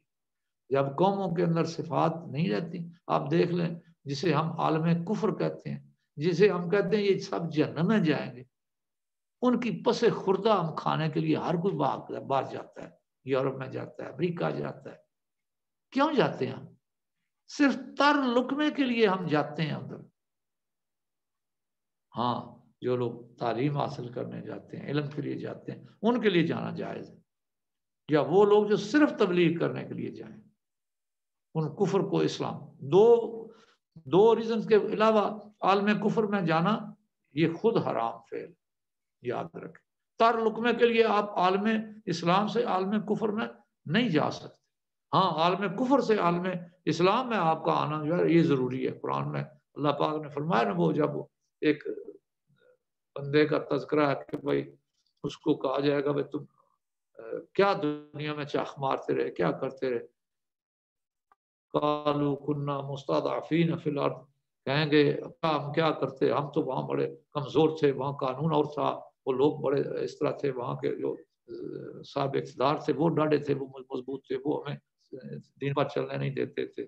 تو آگے فرشتے کیا اس سے کہہ رہے ہوتے ہیں، الم تکن ارض اللہ واسعۃ فتہاجروا فیہا، کیا اللہ کی زمین تنگ تھی، تھوڑی تھی، تم ہجرت کر جاتے، جہاں تمہیں اللہ کے احکامات کی اتباع کرنا آسان تھی وہاں چلے جاتے تھے. تمہیں کس نے روکا ہوا تھا وہاں؟ آج میں یہ دعوے سے کہتا ہوں، میں جس قوم میں رہتا ہوں، جس قوم کو ہم سمجھتے ہیں یہ بڑی اللہ والی قوم ہے، آج خدا نہ خواستہ امریکہ یا برطانیہ یا اس طرح کے ملک والے امبیسی والے اعلان کر دیں کہ جو اسلام چھوڑ دے اور ہمارے پاس آ کے سرٹیفکیٹ دے دے کہ میں اسلام چھوڑ رہا ہوں، ہم اس کو ویزا دے دیں گے، امریکہ کا، برطانیہ کا، یورپ کا. یہ وہ کتنے لوگ ہوں گے لائنوں میں کھڑے ہوں گے کہیں جی بس ٹھیک ہے. یہ ہے قیمت آج ہمارے اسلام کی عام افراد کے سامنے. اس لیے ہم اسلام کے نام پر ہم مسلمان ایک دبا ہے اس وقت. اس دبے کو کیسے ٹھیک کیا جائے؟ ہم اپنے باطن کی اصلاح کریں، ہمارے دلوں میں جو امراض ہیں اس کی اصلاح کی فکر کریں. کوئی قانون ہمیں اسلام پر چلانے کے لیے چلا نہیں سکتا. جتنی مرضی قانون سازی کر لیں، قانون سازی کرنے والے کون ہیں؟ وہ اسلام پہ چلتے ہیں، وہ آپ کی رہنمائی کے لیے وہاں بیٹھے ہوئے ہیں. آپ نے قانون ساز اداروں میں جا کر دیکھ لیں، ان لوگوں کے کردار کو دیکھ لیں، کون ہے جو ان کے کرداروں سے واقف نہیں ہے؟ تو وہ سارا کیا ہے؟ بیماری کہاں ہے؟ بیماری یہ ہے جو باطن کی اصلاح کی ضرورت ہے، نیچے سے لے کر اوپر تک اصلاح کی ضرورت ہے ہر بندے کے لیے، اس دنیا میں بھی اور آخرت میں بھی. دنیا کی پرسنالٹی ڈیولپ بھی اگر کوئی کرنا چاہتا ہے تو اسے یہی بیماریاں قلب سے دور کرنی ہوں گی. ان کی جگہ وہ قلب کی جو کامیاب اوصاف ہیں، اخلاق حمیدہ، وہ پیدا کرنے ہوں. تو یہ دوسرا، یہ جو حب مال اور حب جاہ کا میں نے اجمالی تذکرہ اس لیے کر دیا کہ آگے جو کچھ بھی جتنی قلبی بیماریاں ہیں ان کے پیچھے آپ کو یہ دو چیزیں ضرور پیچھے کہیں نہ کہیں ان کا سرا، کہیں نہ کہیں جڑ ان میں اندر ملے گی اس کو. اب جی اس کے مقابلے میں اب آ جائیں اصلاح کی بات. تو اصلاح میں جہاں نیت ہے، توبہ ہے، توحید کا تذکرہ آ گیا، رسالت کا تذکرہ آ گیا کہ توحید ہمیں ملتی ہے رسالت سے. رسالت کہنے کو تو توحید کے بعد تذکرہ ہوتا ہے، لیکن حقیقت یہ ہے کہ پریکٹیکلی رسالت کے ذریعے ہم توحید تک پہنچتے ہیں. اگر رسالت نہ ملے تو رسالت حضور صلی اللہ علیہ وسلم سے ہمیں تعلق نہ بنے تو ہم اللہ کی الوہیت کو بھی نہیں جان سکتے. ہمیں اللہ سے تعارف کرایا کس نے؟ محمد الرسول اللہ، محمد صلی اللہ علیہ وسلم جس کے رسول ہے نا، ہم اس اللہ کو جانتے ہیں. الہ تو ساری قوموں کے ہوتے ہیں، ہندوؤں کا بھی، سکھوں کا بھی، کوئی جو بھی، ہر ایک نے کسی نہ کسی کو الہ بنایا ہوا ہے. لیکن ہم ان کو الہ باطلا کیوں کہتے ہیں، ادیان باطلا کیوں کہتے ہیں؟ کہ ہم صرف اس اللہ کو جانتے ہیں اور صرف وہ اللہ سارے جہان کا رب ہے جس کا تعارف محمد الرسول اللہ صلی اللہ علیہ وسلم نے کرا، یعنی جس کے رسول محمد صلی اللہ علیہ وسلم. ہم صرف اس اللہ کو الہ واحد مانتے ہیں. اب جی آگے ایک چیز بیماریوں میں تذکرہ کر لیتے ہیں. جہاں کفر و شرک ہے تو کفر و شرک کے بعد سب سے خطرناک بیماری جو انسانی وجود میں پائی جاتی ہے، جس سے کسی انسان کی پرسنالٹی سب سے بڑی ڈیمیج ہوتی ہے، اس کی وہ کبھی معاشرے میں وہ ڈیولپ پرسنالٹی ہو نہیں سکتا جس کے اندر یہ بیماری ہو. وہ بیماری ہے جی تکبر، غرور. تکبر اور غرور کے بیس کیا ہے جی؟ تکبر اور غرور کا بیس یہ ہے کہ یہ کوئی شخص اپنے آپ کو دوسروں سے اعلیٰ سمجھے اور دوسروں کو کم تر سمجھے. ساتھ یہ ساتھ شرط شامل ہے جی اس میں. تو اللہ پاک قرآن میں فرماتے ہیں ان اللہ لا يحب المستكبرین. اللہ تعالیٰ کبھی محبت نہیں کرتا ان لوگوں سے جو مستکبرین، جو تکبر کرنے والے ہیں.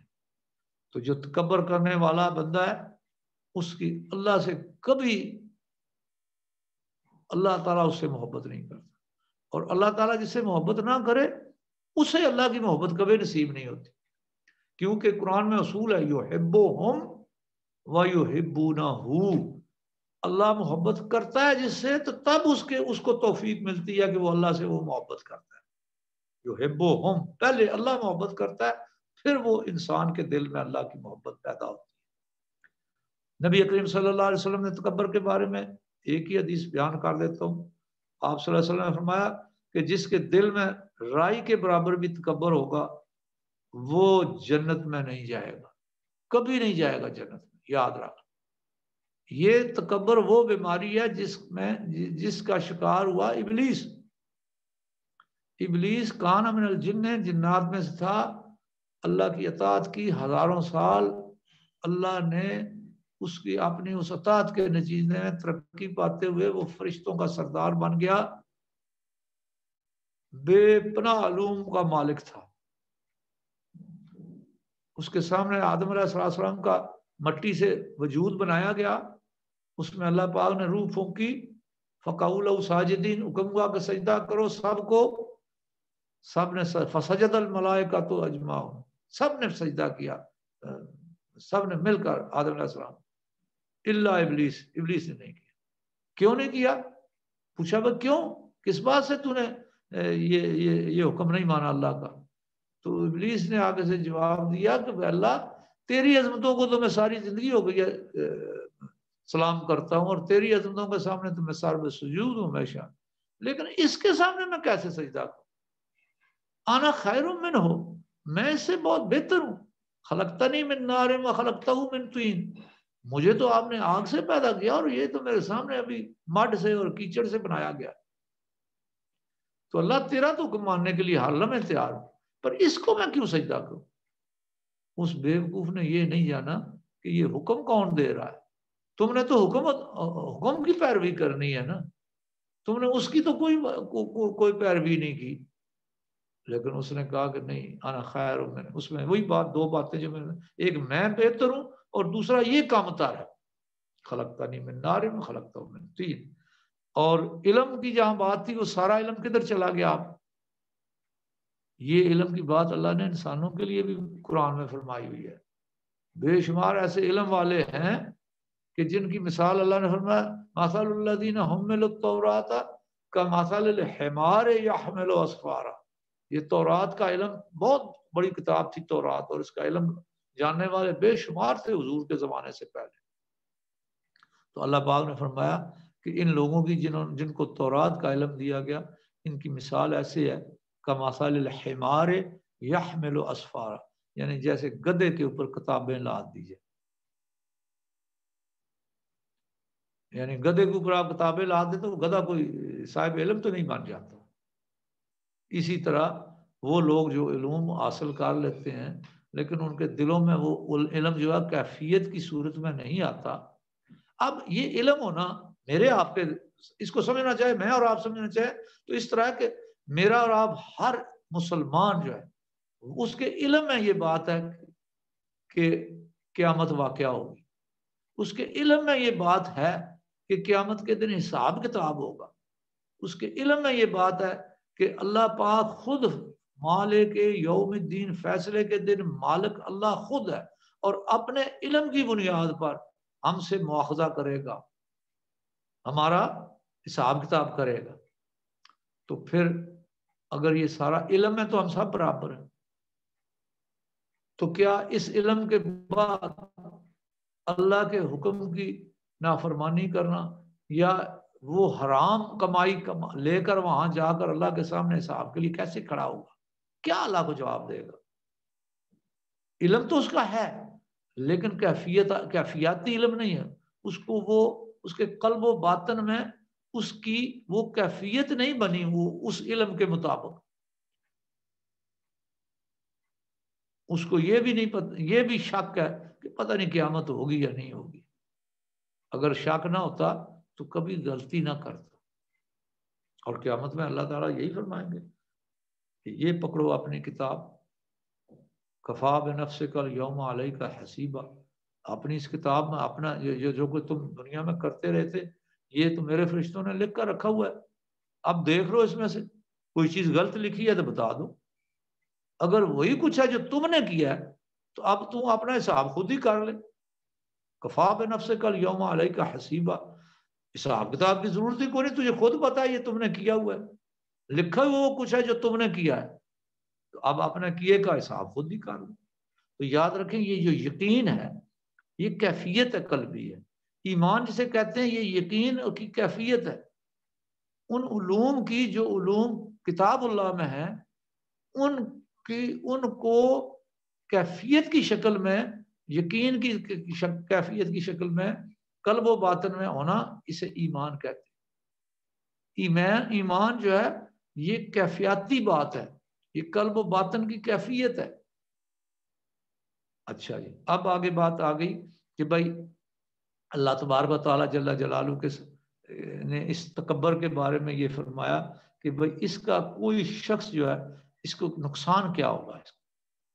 یہ تکبر والے بندے کو سب سے بڑا یہ نقصان ہوگا کہ تکبر سے سلب نعمت کا خطرہ ہوتا ہے.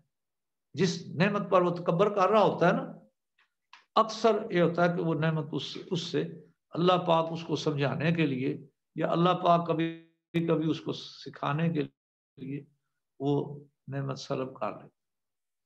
اور جب نعمت سلب ہو گئی تو بس ختم. تو متکبرین میں کبھی اتفاق نہیں ہوتا. دو تکبر والے جمع ہو جائیں تو وہ آپس میں کمفرٹیبل نہیں ہوتے ایک دوسرے کے ساتھ. اب میں وہ معاشرتی حوالے سے آپ کو بتاؤں کہ اگر ایک دفتر میں یا ایک جگہ میں یا ایک کاروبار میں متکبر انسان ہے تو اس کو کوئی بھی اچھا نہیں سمجھتا. آٹومیٹکلی لوگ اس سے نفرت کرتے ہیں. وہ بھول جائے کہ وہ ایک ڈیولپڈ پرسنالٹی بن سکتا ہے جس کے اندر تکبر موجود، بلکہ اس کے مقابلے میں، تکبر کے مقابلے میں وہ کہتے ہیں ڈاؤن ٹو دا ارتھ. فلاں جو ہے نا جی وہ بڑا تواضع ہے جی اس میں. یہ تواضع کیا ہے؟ یہ تواضع اس کی دوسرا اینڈ ہے. ایک اینڈ یہ ہے تکبر، دوسرا اینڈ یہ ہے کہ وہ اپنے آپ کو کسی سے بھی اعلیٰ نہیں سمجھتا، لیکن اگر کسی چیز میں وہ دوسروں سے بہتر ہوتا ہے تو اس پر وہ اللہ کا شکر ادا کرتا ہے. اللہ تیرا شکر ہے کہ اتنے لوگ اس چیز سے محروم ہیں اور مجھے تو نے، کسی کو علم سے محروم ہے اور اس کو علم ملا ہے تو علم پر اللہ کے ہاں یہ شکر ادا کرتا ہے کہ اللہ مجھے تو نے علم دیا، یہ اتنے لوگ بے علم ہیں، اتنے میں سے مجھے تو نے علم دے دیا، تیرا احسان ہے مجھ پر. تو یہ اس کی کیفیت ہوتی ہے، اس کو تواضع کہتے ہیں. اور دو متکبر شخص اگر کسی ایک جگہ جمع ہو تو وہ آپس میں کبھی دوستی نہیں کر سکتے. یاد رکھیں ان کی فرینڈشپ ہو نہیں سکتی، کیونکہ ہر بندہ چاہتا ہے میں بڑا ہوں، وہ چاہتا ہے میں بڑا ہوں، مجھے بڑا سمجھا جائے. اور ایک اور بات، متکبر شخص حق قبول نہیں کر سکتا. اس کے دل میں ایسی بیماری پیدا ہو جاتی ہے کہ وہ جسے حقیقت کہتے ہیں نا، حق بات، وہ اس کو پسند نہیں آتی. بالکل اور حق بات جب قبول نہیں ہوتی تو اس کا مطلب یہ ہے کہ وہ اصلاح کے عمل سے بھی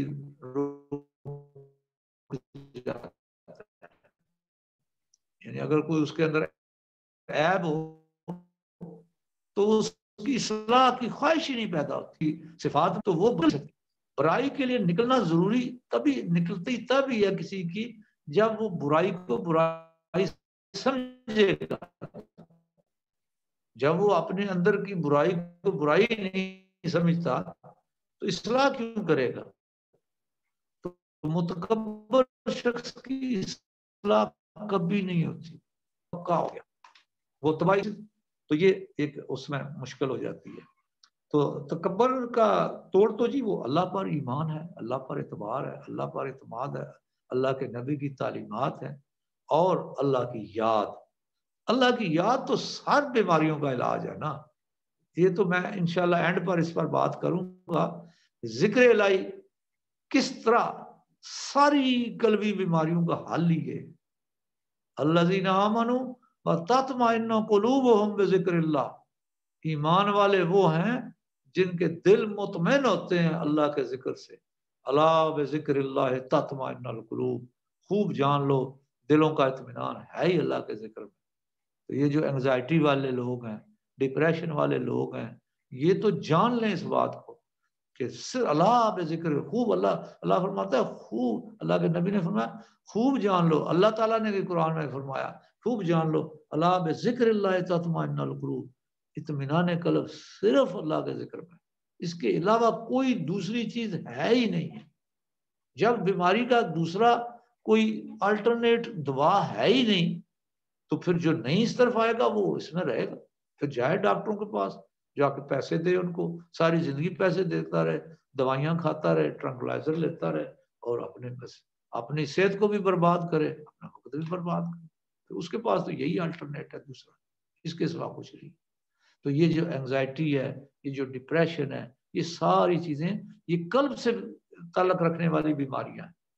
اور قلبی بیماریاں، قلبی تعلقات یا کیفیات یہ پیدا ہوتی تب ہی ہیں جب اس کے معاملات میں کہیں گڑبڑ ہوتی ہے. وہ ان کیفیات میں سے جب گزرتا ہے جن کیفیات میں اللہ کی تعلیمات سے وہ فارغ ہوتا ہے تو وہ اس کی بیماریوں میں پھنس جاتا ہے. جب بیماری، چونکہ آپ جانتے ہیں جس طرح فزیکل بیماری کی پیچھے ریزن ہوتی ہے. آپ بہت تلی ہوئی چیزیں کھائیں گے تو لیور آپ کا خراب ہوگا. تو لیور کے خراب ہونے کے لیے ڈاکٹر کو پتا ہے کہ اس کے پیچھے اس نے یہ کیا ہوگا تو تب اس کا لیور خراب ہوا ہے. ویسے بیماری نہیں پیدا ہوتی. اسی طرح قلب کی بیماری بھی جو ہوتی ہے یہ اس میں بھی اضافہ ہوتا ہے جب وہی عمل وہ اس عمل کو کوئی چھوڑتا نہیں اور اس بیماری کی ریزن کو سے بندہ باز نہیں آتا. قرآن میں اللہ نے فرمایا نا کلا بل ران علی قلوبہم ما کانوا یکسبون. ان کے دلوں پر زنگ چڑھ گیا ہے ما کانوا یکسبون، جو ان کے کرتوت ہیں اس کی وجہ سے. بات تفصیل سے کرنے سے وقت بہت زیادہ ہو جاتا ہے. اب 1.25 گھنٹہ ہمارا ہو گیا آج کا. میرے خیال میں آج ہم اس پر اتنی ختم کرتے ہیں انشاءاللہ.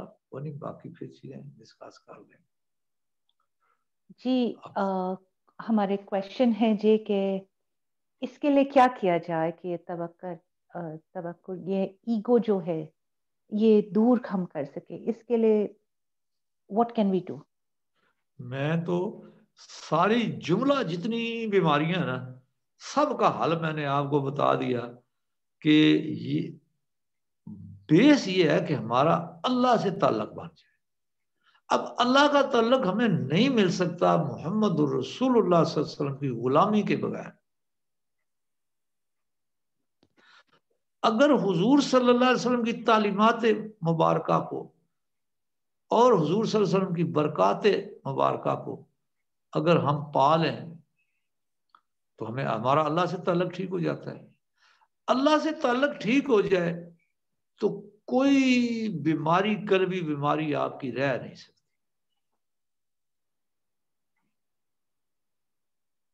قد افلح المومنون، فلاح پا گئے مومن، الذین هم فی صلاتهم خاشعون، جو اپنی نماز میں خشوع اختیار کرتے ہیں. والذین هم عن اللغو معرضون، جو لغویات سے بچتے ہیں. والذین هم للزکاة فاعلون، جو اللہ کے رستے میں غرباء کے حق دیتے ہیں جسے زکوٰۃ کہتے ہیں، اپنی زکوٰۃ کے ادا کرنے والے. والذین هم عن صلاتهم یحافظون، جو اپنی نمازوں کی حفاظت کرتے ہیں. اب سائنس نے تو یہ بات آپ کو کبھی نہیں بتانی کہ یہ جو اللہ سے تعلق ہے یہ بندے کی مینٹل ہیلتھ کے لیے مفید ہے، اور یہ ہی صرف وہ تعلق باللہ ہے کہ آپ کی ایگو کو بھی اپنی جگہ پر لے جائے گا. ہر چیز کا توازن اعتدال محمد رسول اللہ نے بتا دیا.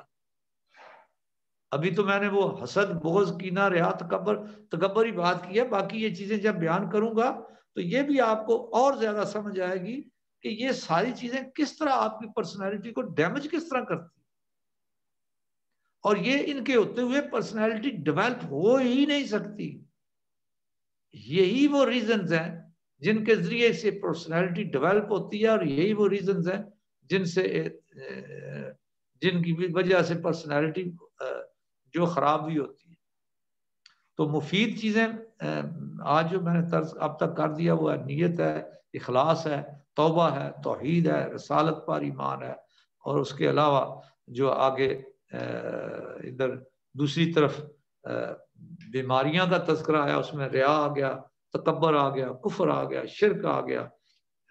ان شرک لظلم عظیم، کیونکہ جو اللہ کے ساتھ شریک کرنا یہ خود ان بیلنس، یہ ظلم عظیم کا مطلب ہے ان بیلنسڈ ہو جانا. ظلم جو ہوتا ہے وہ ایکسٹریم پہ چلا جانا ہوتا ہے نا کسی چیز کی نفرت میں. تو یہ بھی صرف اسی وجہ سے. اور اسی طرح اب حب مال اور حب جاہ کا بھی تذکرہ آ گیا کہ یہ بھی چونکہ قلبی بیماریوں کی بنیادیں آگے جتنی قلبی بیماریاں آئیں گی اس میں آپ دیکھیں گے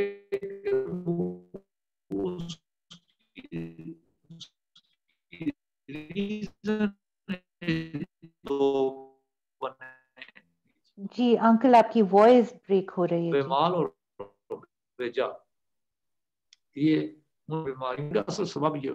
اس سے آگے اچھا جی اب میری آواز آ رہی ہے؟ جی ایکو کر رہی ہے جی، آپ کی آواز ریساؤنڈ کر رہی ہے جی اور بریک کر رہی ہے. Hello G uncle.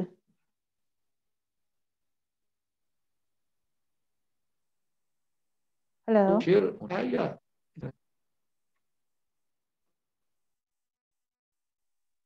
G G hello. Only the host can share in this meeting. Yes. Hello جی اب جی ایکو ہے انکل. اس کا یا نہیں؟ جی اب بیٹر ہے. اب بھی اچھا چلیں مرحبا. میں عرض کرنا چاہ رہا تھا کہ اب یہ جو آپ نے سوال کیا تھا کہ ایگو کو کیسے کم کیا جائے، تو یہ جی سارے کا سارا اس کا جواب صرف ایک ہی ہے جی کہ ایگو کو کم کرنے کے لیے اللہ تعالیٰ سے اپنا ریلیشن شپ وہ ٹھیک کرنا پڑے گا. جب ہم اللہ اور بندے کا ریلیشن شپ ٹھیک ہو جاتا ہے تو اس کے اندر کی بیماریوں میں کافی وہ فائدہ ہو جاتا ہے.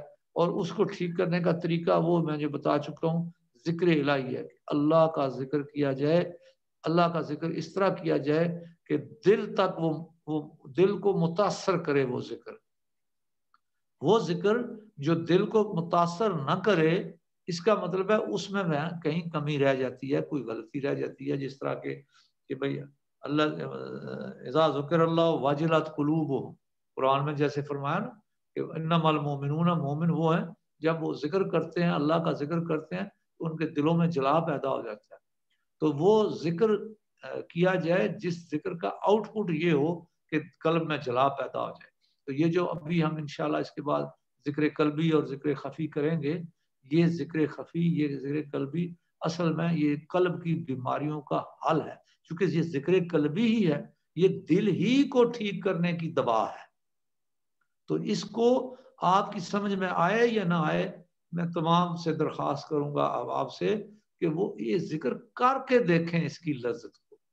آپ ڈاکٹر کے پاس جاتے ہیں تو ڈاکٹر آپ کو دوائی لکھ کے دیتا ہے، آپ اس سے بحث نہیں کرتے کہ یہ دوائی آپ مجھے کیوں دے رہے ہیں، اس کی دوائی کے سوا اس کے بجائے وہ مجھے فلانی دوائی کیوں نہیں دیتے. تو ڈاکٹر آپ کو کہے گا کہ جناب ڈاکٹر میں ہوں، میری ثوابدید ہے، میں آپ کی مرض کو میں نے سنا ہے، میں نے آپ کی مرض کے سمپٹمز کو جانا ہے اور اس کا میں حل تجویز کر رہا ہوں یہ دوائی. اب یہ دوائی آپ کھائیں گے تو آپ کے یہ سمپٹمز بھی کم ہو جائیں گے، یہ بیماری ٹھیک ہو جائے گی. جناب یہ جتنی قلبی بیماریاں ہیں نا، ان قلبی بیماریوں کی دوا قلبی ذکر ہی ہے. اور قلبی ذکر کرنے کا حکم قرآن میں بھی موجود ہے اور نبی کریم صلی اللہ علیہ وسلم کی حدیث میں بھی موجود ہے. خیر الذکر ذکر الخفی، خیر الرزق من یکفی، ذکر خفی کا حکم بھی ہے اور ذکر قلبی کا. ادعوا ربکم تضرعا وخفیہ، پکارو اپنے رب کو تزلزل اور خفیہ.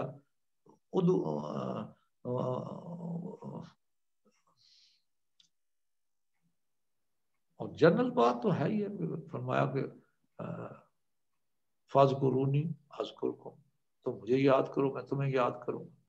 اللہ سے تعلق بنانا ہے تو اللہ کا ذکر، اس سے زیادہ کوئی اعلیٰ چیز نہیں، کوئی دوائی اس سے ٹاپ کی نہیں. سب سے سستی اور آسان دعا ہے جو ایزیلی ہر بندہ کر سکتا ہے، اللہ کا ذکر کرے، کثرت سے اللہ کا ذکر کرے. کیونکہ اللہ کا حکم جو موجود ہے اذکر اللہ ذکرا کثیرا، کثرت سے مجھے یاد کرو. جی ہاں، ہمارا ایک کویشچن اور ہے، اور یہ I think 90% of the people suffer from this، چاہے وہ ڈینائی کریں، کہ جن کے پاس، جن کو اپنی جائیداد پہ، اپنی اپیئرنس پہ، اپنے بچوں پہ، اپنے کام پہ، اپنی ترقی پہ ان کو اتنا گھمنڈ ہے، اتنا ایگو ہے ان کو، تو ان کی تو کبھی آزمائش نہیں ہوتی ہے. تو اس میں تو انکل جو یہ پوچھ رہے ہیں، جن کے دماغ 90% لوگوں کے دماغ میں یہ رہتا ہے کہ اس کے پاس اتنا کیوں ہے، یہ تو پہلے ہی خود کے قلب میں ایک بیماری کا کارن، ریزن ہو گیا. جی آپ کے سوال کو سمجھ گیا، میں اس کا جواب بالکل ایک ہی قرآن کی آیت ہے. اللہ فرماتا ہے کفار کی بات کی، اللہ کے پسندیدہ بندوں کی بات نہیں کی، اللہ کے ناپسندیدہ بندوں کی بات کی. فرمایا فی قلوبہم مرض، ان کے دلوں میں مرض ہے. فزادہم اللہ مرضا، اللہ نے ان کے مرض میں اور اضافہ کر دیا، زیادہ کر دیا اس کو. فزادہم اللہ مرضا ولہم عذاب علیم بما کانوا یکذبون، ان کے لیے عذاب دردناک ہے اس وجہ سے کہ وہ جھوٹی زندگی گزار رہے تھے، جھوٹ بول رہے تھے، ریالٹی کو چھوڑ رہے تھے. ریالٹی کو چھوڑ دینا جھوٹی زندگی ہے نا، یکذبون، جھوٹ بولتے. تو بات یہ ہے کہ یہ اس بندے کو اگر اس کو کوئی آزمائش نہیں آتی، اس کو کوئی رکاوٹ نہیں آ رہی اور وہ برائی کی طرف تیزی سے چل رہا ہے اور پھل پھول رہی ہے اس کی برائی، تو یہ تو سب سے قابل رحم بندہ ہے دنیا میں، کہ اس پر تو ترس اگر کسی کو کھانا ہے تو اس بندے پر ترس کھائے کہ اس کو بلائی کا پتہ ہی نہیں، اس کو نیکی سے واقفیت ہی نہیں رہی، اس کی مت ماری گئی ہے، اس کا عقل کام نہیں کرتا، اور اس کا نتیجہ یہ ہوگا کہ اس کی اصلاح کبھی بھی نہیں ہوگی، یہ توبہ نہیں کر سکے گا یہ بندہ، اور جسے توبہ نصیب نہیں ہوگی وہ جہنم میں جائے گا. جب وَمَن يُشَاقِقِ الرَّسُولَ مِن بَعْدِ مَا تَبَيَّنَ لَهُ الْهُدَىٰ، جو اللہ کے رسول صلی اللہ علیہ وسلم کے بتلائے ہوئے راستے کو چھوڑ کر، وَمَن يُشَاقِقِ الرَّسُولَ مِن بَعْدِ مَا تَبَيَّنَ لَهُ الْهُدَىٰ، بعد اس کے کہ ہدایت آ چکی اللہ کے رسول کی، اسے پتہ ہے کہ اللہ کے رسول کی تعلیمات یہ ہیں، اور وہ اللہ کے رسول کے مخالف راستے پر چل پڑا. اللہ فرماتا ہے میں نولہ ما تولا، میں اس کو کچھ نہیں کہوں گا، اسے چھوڑ دوں گا، جدھر جا رہا ہے جاتا رہے اور جاتا رہے، جدھر جاتا ہے جا رہے. جتنا وہ اللہ کے رسول کے راستے کو چھوڑ کر جتنا دور جائے گا، آگے کیا ہوگا؟ وَنُصْلِهِ جَهَنَّمَ وَسَاءَتْ مَصِيرًا، اللہ فرماتا ہے آٹومیٹکلی وہ جہنم میں جا کر پہنچے گا، اور وہ بہت برا ٹھکانہ ہے، بہت برا ٹھکانہ. تو بات یہ ہے کہ جن لوگوں کو، آپ کا کیا خیال ہے یہ دنیا کوئی دارالحساب ہے؟ یہ دنیا دارالعمل ہے، یہ ایکشن کا ٹائم ہے، اور اگر ایک بندہ اپنے برے ایکشنز پر اور پکا ہوتا جا رہا ہے تو سمجھ لو کہ یہ اللہ تعالیٰ کی اس رحمت سے اتنا دور ہوتا چلا جا رہا ہے، اتنا وہ تباہی کے قریب جاتا جا رہا ہے، اور اس تیزی سے جتنا جائے گا اتنا وہ اتنی زیادہ سخت تکلیف میں آگے جائے گا. فرمایا عذاب علیم، اس کا دردناک عذاب ہے. تو بندہ اگر یہ تو اختیار ہے، بندے کو خود اختیار ہے کہ وہ اپنی اصلاح کرے اور اپنی فکر کرے. اس بندے کو تو اپنی اصلاح کی فکر ہی نہیں رہتی، وہ تو بربادی کی طرف جا رہا ہے. تو آپ بربادی کی طرف جاتے ہوئے آپ چاہتے ہیں کہ وہ دنیا ہی میں اس کو اصلاح اس کی ہو جائے. ایک بندہ کرتوت برے کرتا ہے تو اس کی اصلاح ہو تو سکتی ہے لیکن وہ خود چاہے تو ہوتی ہے نا. یادی الیہ من ینیب، ہدایت میں اللہ کہتا ہے اس کو دیتا ہوں من ینیب، جو مجھ سے چاہتا ہے، جو اپنے دل میں خواہش رکھتا ہے ہدایت کی، اس کو ہدایت ملتی ہے. تو جس کا دل ہی مریض ہو گیا، بری طرح سے مرض میں پھنس گیا، وہ تو کام نہیں کر رہا اس کا دل. جی اس میں جب ہم دوسروں پہ اتنا فوکس رکھتے ہیں کہ ان کے پاس کہیں تو ہمارے دل میں بھی کچھ بیماری ہاں ہے ہی، حسد کچھ چل ہی رہا ہے. خواہشات جی ہمارے اندر بھی بیٹھی ہیں، ہم بھی اسے کچھ نہ کچھ آئیڈل سمجھ رہے ہوتے ہیں. جی اس لیے بالکل. ہم دیکھ رہے ہوتے ہیں کہ بھئی یار یہ تو دیکھو بڑے منجایا کر رہا ہے، بڑا انجایا کر رہا ہے یہ، اور ہمیں شاید اس وقت مواقع نہیں مل رہے ہوتے، اس لیے ہم کچھ کر نہیں سکتے. اگر ہمیں بھی کرنے کا شاید موقع ملے تو ہم بھی کچھ کر جائیں اس طرح کے کام. جی ہماری خود کی پہلے اتنی انسیٹسفیکشن ہوتی ہے کہ ہم دوسرے کو اگر وہ اچھا کر رہا ہے، لائف میں آگے بڑھ رہا ہے، تو وہ ایکچولی پہلے تو ہم ہی ہینڈل نہیں کر پاتے ہیں. جی تو وہ بیماری تو پہلے ہمارے قلب میں ہے. ورنہ کوئی سکسیسفل ہو یا انسکسیسفل ہو، اس کے لیے تو ہمیں پریشانی وہ باتیں نہیں کرنی چاہیے ہمارے قلب کو. ایک بندہ ایک گاڑی میں سوار ہے اور وہ گاڑی بہت سپیڈ سے جا رہی ہے اور وہ اس راستے پر چل رہی ہے جہاں آگے کھڈا ہے. آپ اسے دیکھ کر کیا کہیں گے؟ یہ ترقی کر رہا ہے. ترقی تو سائنٹیفک اگر کہیں ترقی تو ہے، اس کی سپیڈ پر سیکنڈ بڑھ رہی ہے اور اس کا ڈسٹینس پر سیکنڈ زیادہ کور ہو رہا ہے. لیکن جا کہاں رہا ہے؟ جا رہا ہے کھڈے میں. تو اس پر ہمیں اس پر رش کرنا ہوگا. ہے کتنا اچھا جا رہا ہے، مزے سے، کتنی تیزی سے جا رہا ہے، یہ کہیں گے؟ کوئی بھی نہیں کہے گا. یہ ہر دیکھنے والا کہے گا ہو یہ تو بربادی کی طرف جا رہا ہے، کتنا جلدی ابھی بربادی کو پہنچ جائے گا. یہی کہے گا نا ہر بندہ. جی جس کا دماغ ٹھیک ہے، جو ٹھیک سوچ رہا ہے یا جو ٹھیک دیکھ رہا ہے، وہ یہی کہے گا نا. وہ یہ تو نہیں کہے گا ہے کتنا خوش قسمت ہے، کتنا تیزی سے جا رہا ہے، یہ تو نہیں کہے گا. جی جی ہاں ایک کوشچن اور ہمارے پاس ہے کہ ایک سالک بننے کے لیے، ایک تصوف کے راستے پہ چلنے کے لیے کون سی 5 چیزیں ہیں جو ہم کریں کہ ہم ایک گڈ دیکھیں جی، صوفی بن سکے؟ تصوف کے لیے تصوف نہیں ہے جی. آپ اسے کوئی برانڈ نہ دیں، کوئی نام نہ اس کو دیں. آپ اس کو کہیں قرب الہی کے لیے، اللہ کی محبت کی اچیو کرنے کے لیے، اللہ کو قریب پانے کے لیے، اللہ کے رسول سے تعلق، ریلیشن شپ بنانے کے لیے مجھے کیا کرنا چاہیے، یہ کہیں آپ. یہ زیادہ مفید ہے تاکہ پھر آپ کسی وہ قلبی بیماری میں نہ پھنس جائیں کہ میں تو جو صوفی ہوں. وہ بھائی صوفی ہونا یا نہ ہونا اس کو چھوڑیں. آپ یہ میں نے تصوف سیکھا یا نہیں سیکھا اس کو چھوڑیں. آپ آئیں حضور صلی اللہ علیہ وسلم کی خدمت میں. آپ حضور صلی اللہ علیہ وسلم کے متبعین میں آئیں، اتباع کرنے والوں میں بننے کے لیے ہمیں کیا کرنا. تو یہ جو صوفی ہوتا ہے نا، یہ وہ ہوتا ہے جو خلوص دل سے محمد الرسول اللہ صلی اللہ علیہ وسلم کے قدموں کی پیروی کرتا ہے.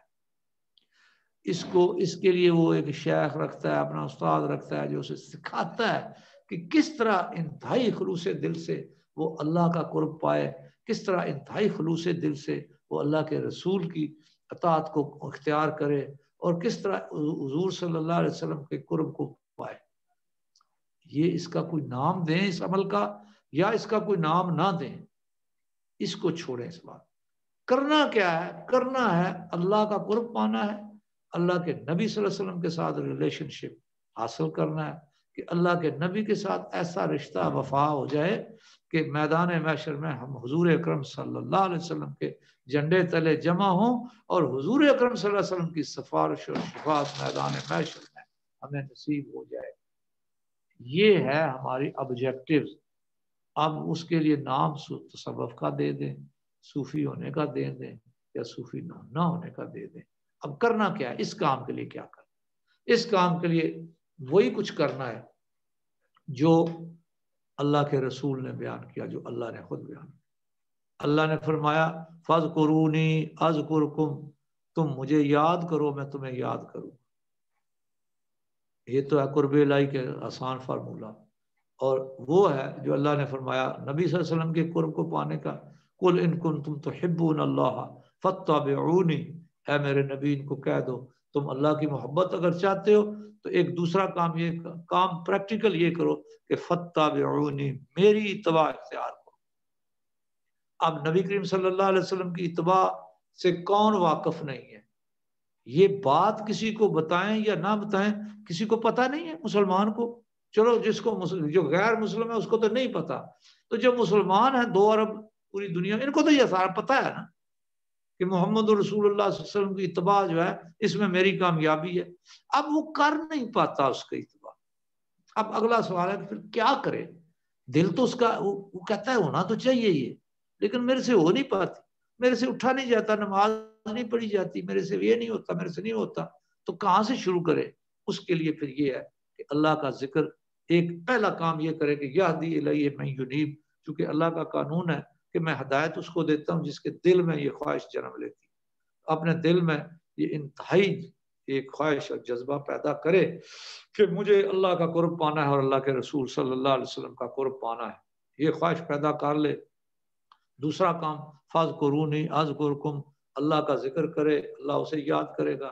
تیسرا کام یہ ہے کہ اس کو وہ اگر کسی ایسے استاد کو بھی پا لے جسے شیخ کہتے ہیں، تو وہ اسے وہ مزید اس کے قلب و باطن کے حالات کو دیکھ کر، جس طرح ڈاکٹر ہے وہ حالات کو دیکھ کر دوائی سجیسٹ کرتا ہے، وہ اس کو دوائی سجیسٹ کرتا رہے، اور اس طرح اس کی قلب و باطن کی اصلاح ہو جائے۔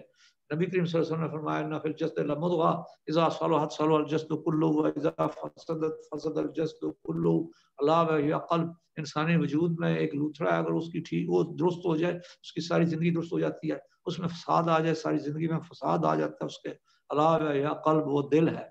تو دل کے کسی ماہر ڈاکٹر کے پاس جائے جو اس کے دل کو اللہ کا ذکر سکھائے اور اللہ کے ذکر سے اس پر توجہ بھی کرے، تو جب اس کے دل میں وہ نور اور تجلیات باری تعالیٰ پیدا ہوں گی تو زادتہم ایمانا، اس کے ایمان میں اضافہ ہو جائے گا۔ جب ایمان میں اضافہ ہو جائے گا تو عمل صالح کرنے میں آسانی ہو جاتی۔ دل کے اندر جب ایمان میں اضافہ ہوتا ہے تو اعمال صالحہ کرنا آسان ہو جاتا ہے۔ وہ جو نماز نہیں پڑھ سکتا تھا اٹھ کر وہ تہجد پڑھنا شروع کر دیتا، وہ جو اللہ کا ذکر نہیں اس سے ہوتا تھا وہ سب کرنا شروع ہو جاتا، وہ جو حرام سے رک نہیں سکتا تھا اس کا ضمیر اندر سے جاگ اٹھتا ہے اور وہ حرام کی طرف جاتا نہیں، حرام روزی نہیں کھاتا، حلال روزی کی طرف جائے گا۔ تو یہ چیزیں سب آگے قوت میں استعداد میں اضافہ کرتا ہے یہ قلبی جو ایمان کی کیفیات، یہ کرے جی۔ جی یہاں پر بھی کویشچن ہے جی جو آتا ہے کہ حب مال اور حب جان کتنے ہم اس کے اندر پھنس جاتے ہیں کہ جب یہ ریمیڈی جو آپ ذکر کی بتا رہے ہیں یہ دوا ان کو دی جائے تو پہلا کویشچن ہوتا ہے ہمیں کتنی دیر کرنا پڑے گا اور کتنے دن کے لیے کرنا پڑے گا۔ تو یہ حب مال اور حب جان جس کا آج ہم نے پورا آپ نے ہمیں سمجھایا ہے، اس کو جاننا پہلے باقی سب بیماریوں کو ڈیل کرنے سے پہلے سب سے زیادہ ضروری ہے کہ the main reasons for all diseases coming into our body, anxiety, depression، یہ یہاں سے شروع ہوتی ہے۔ This is the source of all the diseases in life۔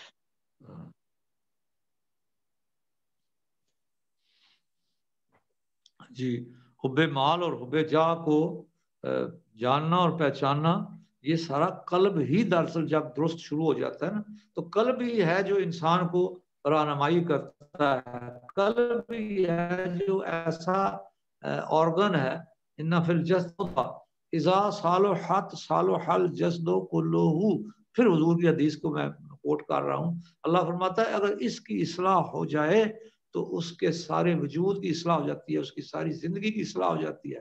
تو اس ذکر الہی سے اصلاح قلب ہوتی ہے، ذکر الہی کثرت کرنے سے قلب کی اصلاح ہو جاتی ہے اس کی بیماریاں دور ہونا. اس کے دل میں جب اللہ کا ذکر آتا ہے تو دل کے اندر جو نجاستیں اور پالیوشنز ہوتی ہیں یہ صاف ہو جاتی ہیں, نکل جاتی ہیں اندر سے. یہ جو پالیوشنز اور یہ غلاظتیں ہیں یہ ہیں جو قلبی بیماریاں ہیں, جسے ہم آگے چل کے سارے ڈیل کریں گے جب کفر و شرک سے شروع ہوتی ہیں. تکبر, ریا اور حب مال, حب جاہ, حسد, شہوت, غیبت, بخل, کینہ, بغض, یہ ساری بیماریاں جہاں اللہ کا ذکر قلب میں آتا ہے تو یہ چیزیں خود دور ہو جاتی ہیں, یہ نکل جاتی ہیں. وہاں پہ اللہ کے نور میں یہ ظلمتیں رہتی نہیں. یہ اس کی ترقی کا ذریعہ بن جاتا ہے, اس کی ڈیولپمنٹ. جی اگر ہم آج کا یہ لیکچر اگر ہم سم اپ کریں جی, تو ہم نے باتیں کی جی حب مال اور حب جان. حب مال جو extreme love and desire for materialistic things ہے, اسٹیٹس, منی, ویلتھ, اس کے بارے میں. اینڈ حب جان اسٹیٹس کے ہمیں ایک سوسائٹی میں کوئی منصب ملے, اس میں جب ہم پھنس جاتے ہیں. اینڈ یہ دونوں کیسے ریلیٹڈ ہیں جہاں سے تکبر پیدا ہوتا ہے. صرف سوسائٹی نے جی, صاحب علم کو علم کا زوم پڑ جاتا ہے, وہ کہتے ہیں کہ لوگ مجھے بہت بڑا عالم کہیں. صوفی کو زوم پڑ جاتا ہے, لوگ بہت بڑا صوفی مجھے کہیں, بڑا جید جی صوفی ہے. یہ بیماری ہر جگہ پہنچ جاتی ہے جی. یہ تو یہ اینڈ پھر ہم نے جی آج کی باتیں کی تکبر کے بارے میں, فیلنگس آف سپیریورٹی امنگ ادرس جی, اور اس سپیریورٹی سے ہم کیسے اپنی زندگی کو برباد کر لیتے ہیں جی, in every area of our life. So یہ ہمارا آج کا مین سناپسس تھا, اور اس کے بعد اب ہم ایک ایک چیز میں حب مال اور حب جان کی جو بیماریاں اس سے کریٹ ہوتی ہیں اب نیکسٹ لیکچرز میں اس میں ہم جائیں گے جی. سو جی آپ اگر آپ کہیں جی تو پھر ذکر کے لیے آپ بسم اللہ کریں. جی آپ دلوں کی صفائی پریکٹیکل بھی تھوڑا سا کر لینا جی. جتنی آج کا وقت تھوڑا سا ہے, اس میں کچھ آج بھی تو جھاڑو شاڑو لگا لینا اندر دل کا, تو اس سے دلوں کی صفائی کے لیے پھر وہی ہے کہ اللہ کا ذکر ہے. تو اللہ کا ذکر کریں گے تو یہ صفائی ہوگی, اندر روشن ہوگا, قلب سے ظلمت دور ہوگی, تو انشاءاللہ یہ باتیں سمجھ بھی آ جائیں گی. پھر سمجھ بھی نہیں آئیں گی بلکہ ان پر عمل کرنے کو بھی دل کہے گا کرنے کو. تو جب دل خود چاہے گا تو انشاءاللہ آپ کی کامیابی پکی ہے. اور جی یہ تو ایک آل انکلوسیو میڈیسن ہے جس کو ہم کہیں, انسٹنٹ پل جس کو کہیں, کہ آپ یہ روز لیتے رہیں صبح شام تو آپ کا تزکیہ آٹومیٹیکلی ہوتا رہے گا. آپ کو 10 دوائیوں کی ضرورت نہیں ہے. آپ ایک دوائی, آپ اللہ کے قرب میں اللہ سے جڑے, اللہ کی طرف اپنا دل توجہ کریں. And this is the medicine for all the بیماریز, چاہے وہ آپ کی زبان سے تعلق رکھتی ہوں, چاہے وہ آپ کے قلب سے تعلق رکھتی ہوں. یاد رکھیں, بیماریوں کے بارے میں بیان کر دینا یا بیماریوں کے بارے میں بیان کو سن لینا, اس سے بیماریاں دور نہیں ہوتی. بیماری دور ہونے کے لیے ضروری ہے کہ معالج جو دوائی بتا رہا ہے اس دوائی کو خود کھائے بھی, اس کو استعمال کرے دوائی کو. وہ دوائی جب استعمال کرے گا تو پھر اس کی ریمیڈی اس کے اندر خود اس کو نظر آئے گی, اسے محسوس ہوگی. اگر کوئی بندہ دوائیوں کے نام لے کر 100 دفعہ بیماری کی جو دوائی ہے اس کا 100 دفعہ نام لے لے صرف, تو اس نام لینے سے وہ ٹھیک نہیں ہوتا. بندہ دوائی کو استعمال کرنا ضروری ہے. تو یہ جتنی بیماریاں آپ کو بیان کی ہیں, یہ بیان کر لینے سے آپ کو یہ بیماریاں آپ سے نکل نہیں گئیں. بیماریاں نکلیں گی جب یہ ذکر کریں گے تو قلبی ذکر کریں گے تو قلب کی بیماریاں ٹھیک ہوں گی. تو اس لیے یہ بیان 1.25 گھنٹے 1.5 گھنٹے کا بیان ایک طرف, اور یہ 15 منٹ کا ذکر دوسری طرف. یہ 15 منٹ کا ذکر اس 1.25 گھنٹے کے بیان سے زیادہ ضروری ہے. کیوں؟ یہ اس کی ریمیڈی ہے. وہ صرف اس کے بارے میں معلوم کرنا اور کرانا تھا. تو معلوم کرنے اور کرانے سے کوئی فائدہ نہیں ہوتا. فائدہ ہوتا ہے اس کی ریمیڈی کے لیے جو دوائی استعمال کرتے ہیں, اصل وہ دوائی کے استعمال کرنے کا فائدہ ہوتا ہے. تو جی اب ہم ذکر الہی کی طرف چلیں ताकि ये जिक्र करेंगे तो दिल के अंदर वो कुव्वत पैदा होगी, वो हिम्मत पैदा होगी कि वो बीमारियों से उसका वो मुकाबला कर सके और बीमारियों को कमज़ोर कर सके और बीमारियों को निकाल सके अपने दिल से।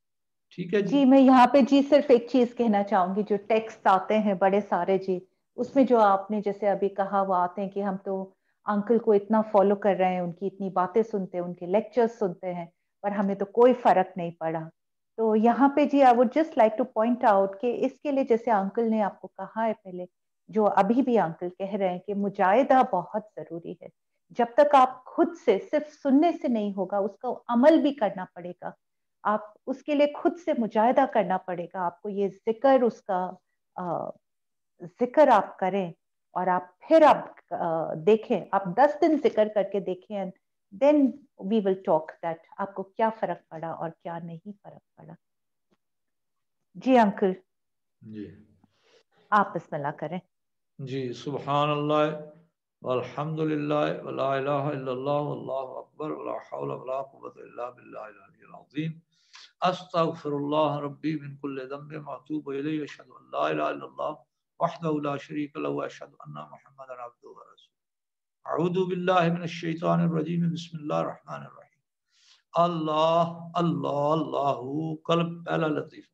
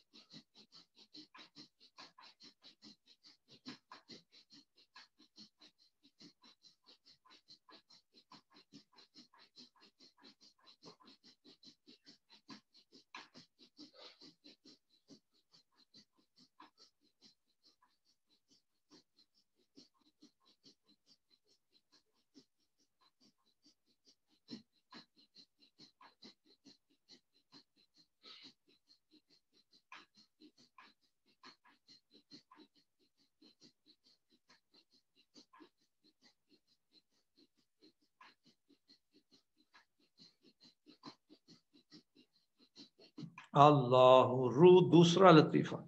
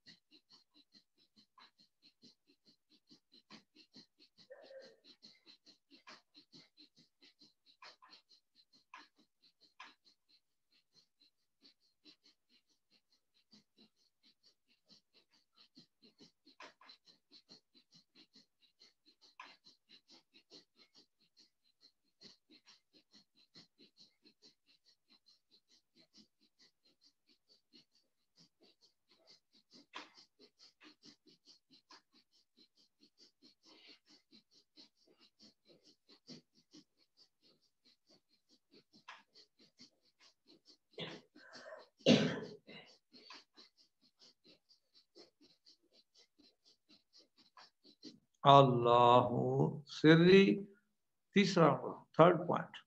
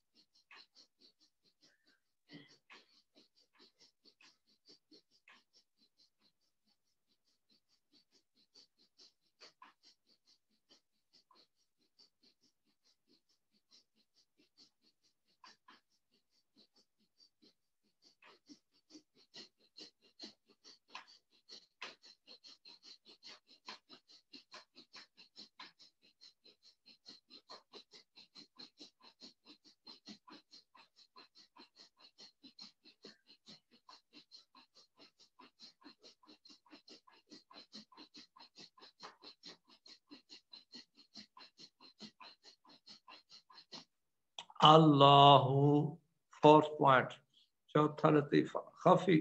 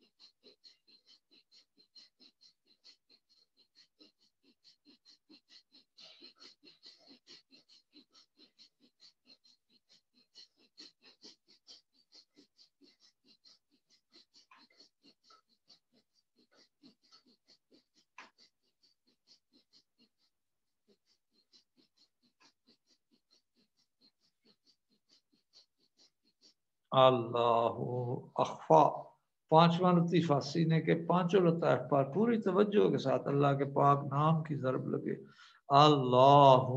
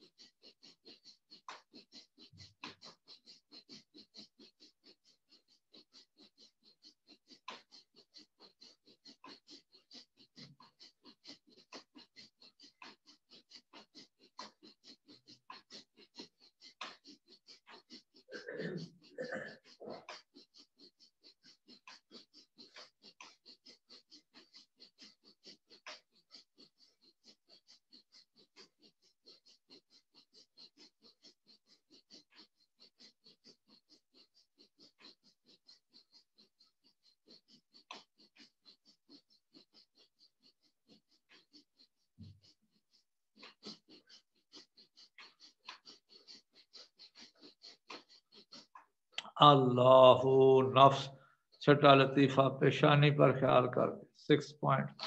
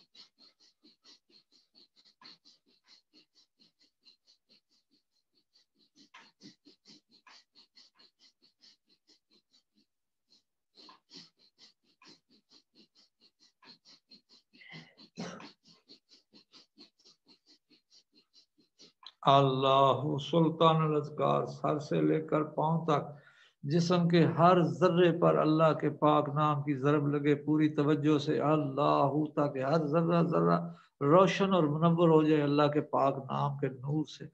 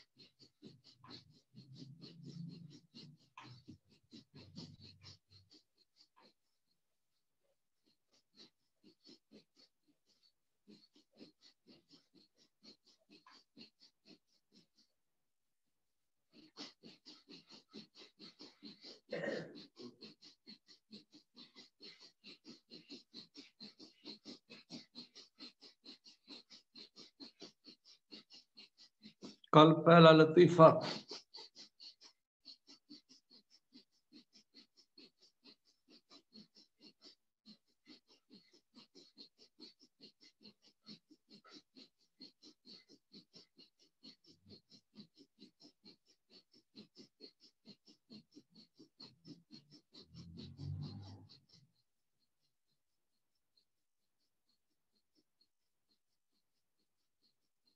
اللہ، سانس روک لیں، آرام سے بیٹھ جائیں۔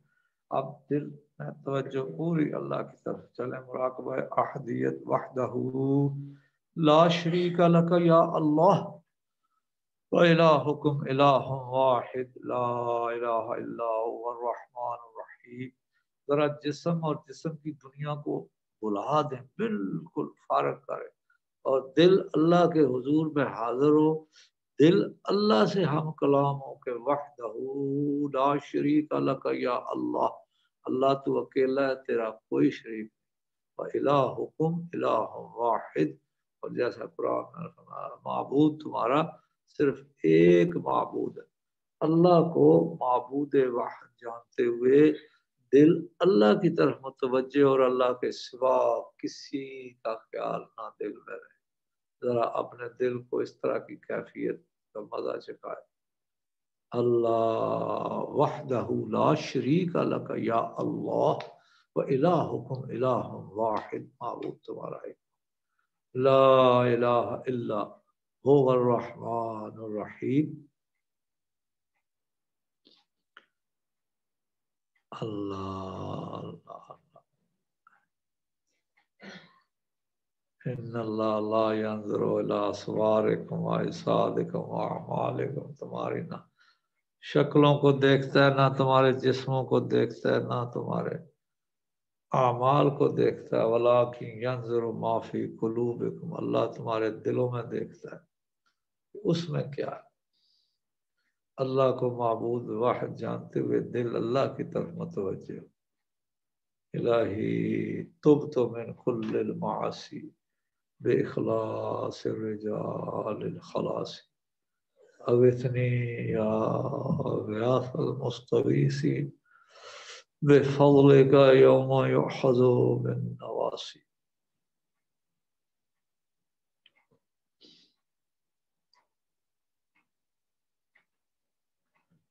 اللہ چلے معیت اللہ حاضری اللہ ناظری اللہ معی اللہ ہر جگہ حاضر ہے اللہ ہر جگہ سے ہمیں دیکھتا ہے اللہ معی اللہ ہمارے ساتھ ما ہوا معکم اینما کنتم اس لیے کہ اللہ فرماتے ہیں میں تمہارے ساتھ ہوں جہاں بھی ہو تم تو اللہ کی معیت جب ہمیں حاصل ہے اللہ کہہ رہا ہے اللہ خود فرماتا ہے میں تمہارے ساتھ ہوں تو ہمارے دل کو بھی اللہ کا ساتھ محسوس ہونا چاہیے یہ ہے دل کا ماننا اس بات کو کہ اللہ کے معیت کی لذت خود دل محسوس کرے وَهُوَ مَعَكُمْ أَيْنَمَا كُنْتُمْ إِنَّهُ رَبِّي مَعِيَ سَيَهْدِينِ اللہ کے نبی نے کیا کہا میرا رب میرے ساتھ ہے سیاہدین وہی مجھے ہدایت بھی دے گا یہ اللہ کی معیت جڑی ہوئی ہے ہدایت کے ساتھ انہو ربی وہ میرا رب ہے رب کہتے پالنے والا پرورش کرنے والا ہر حاجت مند کی ہر حاجت کو جاننے والا اور اس کو پورا کر سکنے کی صلاحیت رکھنے والا انہو ربی وہ میرا رب ہے ربوبیت کے ساتھ جڑی ہے معیت انہو ربی معیہ میرے ساتھ سیاہ دین مجھے ہدایت وہی دے گا ربوبیت معیت اور ہدایت یہ جڑی ہوئی ہیں ایک ہی آیت میں ان کیفیات کو قلب پالے یہ تدبر فی القرآن ہے یہ تفکر فی القرآن ہے افلا یتدبرون القرآن کیا قرآن میں تدبر نہیں کرتے ہم علی قلوب اقفالها کیا ان کے دلوں پر ضابط کفل چڑھے ہوئے ہیں تو قلوب کو قرآن پاک کی وہ مفاہیم کو سمجھنے دیں قرآن پاک کے میسج کو قلوب خود محسوس کرے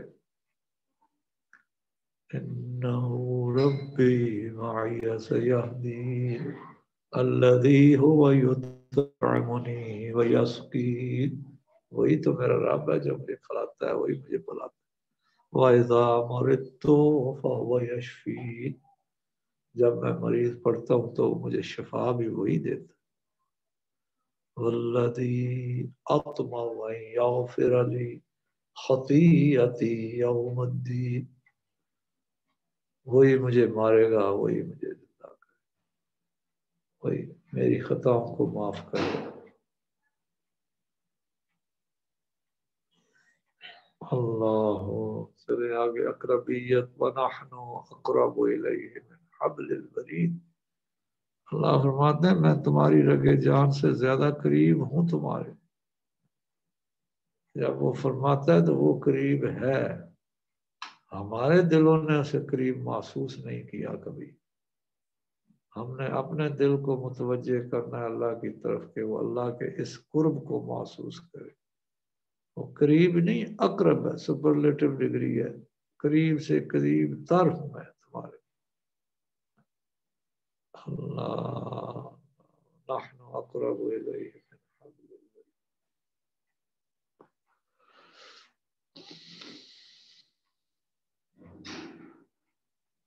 دعا فرما لے الحمدللہ رب العالمین والعاقبۃ للمتقین والصلاۃ والسلام علی رسول الکریم جب دعا مانگے پوری طرح اللہ کی طرف متوجہ ہو کر اللہ سے مانگا کرے دل اللہ کی طرف متوجہ ہوگا دعا قبول ہوگی الحمدللہ رب العالمین والعاقبۃ للمتقین والصلاۃ والسلام علی رسول الکریم اللہ کریم ہماری خطاؤں کو معاف فرما اے اللہ ہم نے تیرے احکامات تیرے نبی صلی اللہ علیہ وسلم کے احکامات کو پڑھا سنا ہے اللہ اسے قبول فرما اے اللہ ہمارا یہ جو تیرے دین کو سیکھنا ہے اے اللہ یہ ہمارے دلوں کی کیفیت میں تبدیل فرما دے اے اللہ ہمارے دلوں کے وہ پردے کھول دے ہمارے دلوں کے وہ قفل کھول دے کہ یہ دلوں کے اندر یہ سماج ہے یہ تعلیمات رسول اللہ صلی اللہ علیہ وسلم اللہ کریم ہمیں ایسا کر دے کہ ہم تیرا بہت ذکر کیا کریں، تیرا بہت شکر ادا کیا کریں، اللہ تیری اطاعت کریں، تیرے نبی صلی اللہ علیہ وسلم کی اطاعت کریں۔ اللہ ہمیں ایسی توفیق بخش کہ ہم تیرے حکم کی پیروی کریں، تیری حکم کی پیروی کرنے والے بن جائیں۔ اللہ ہم سب کے ذکر کو قبول فرما، اے اللہ اس کا سبب ہمیں اپنے سینوں، ہمارے سینوں کو روشن و منور فرما، ہمیں قلب سلیم عطا فرما، رزق حلال نصیب فرما، عمل صالح نصیب فرما، عقل کامل نصیب فرما۔ اللہ حضور اکرم صلی اللہ علیہ وسلم کی سفارش و شفاعت میدان محشر میں ہمیں نصیب فرما، حضور کے ساتھ ایسی وابستگی نصیب فرما، قبر اور حشر میں اللہ تمہاری امداد فرما۔ اللہم اغفر لنا ولوالدینا ولاخواننا ولمشائخنا ولاستاذنا ولجميع المؤمنين والمؤمنات والمسلمين والمسلمات الأحياء منهم والأموات إنك سميع قريب مجيب الدعوات يا قاضي الحاجات اقض حاجاتنا يا رافع الدرجات ارفع درجاتنا يا شافي الأمراض اشف مرضانا يا دافع البليات ارفع بلياتنا وبليات المسلمين صلى الله تعالى على خير خلقه محمد وعلى آله وصحبه أجمعين برحمتك آمین آمین آمین آمین سبحان۔ جی انکل، اس کے ساتھ یہ آج کا تو ٹاک ہم یہاں پر اینڈ کرتے ہیں جی، اینڈ نیکسٹ ویک میں when we are doing the next part 3 of it, we will place the information on the WhatsApp groups and on the Facebook. Okay, uncle, thank you so much. Allah Hafiz. اللہ حافظ۔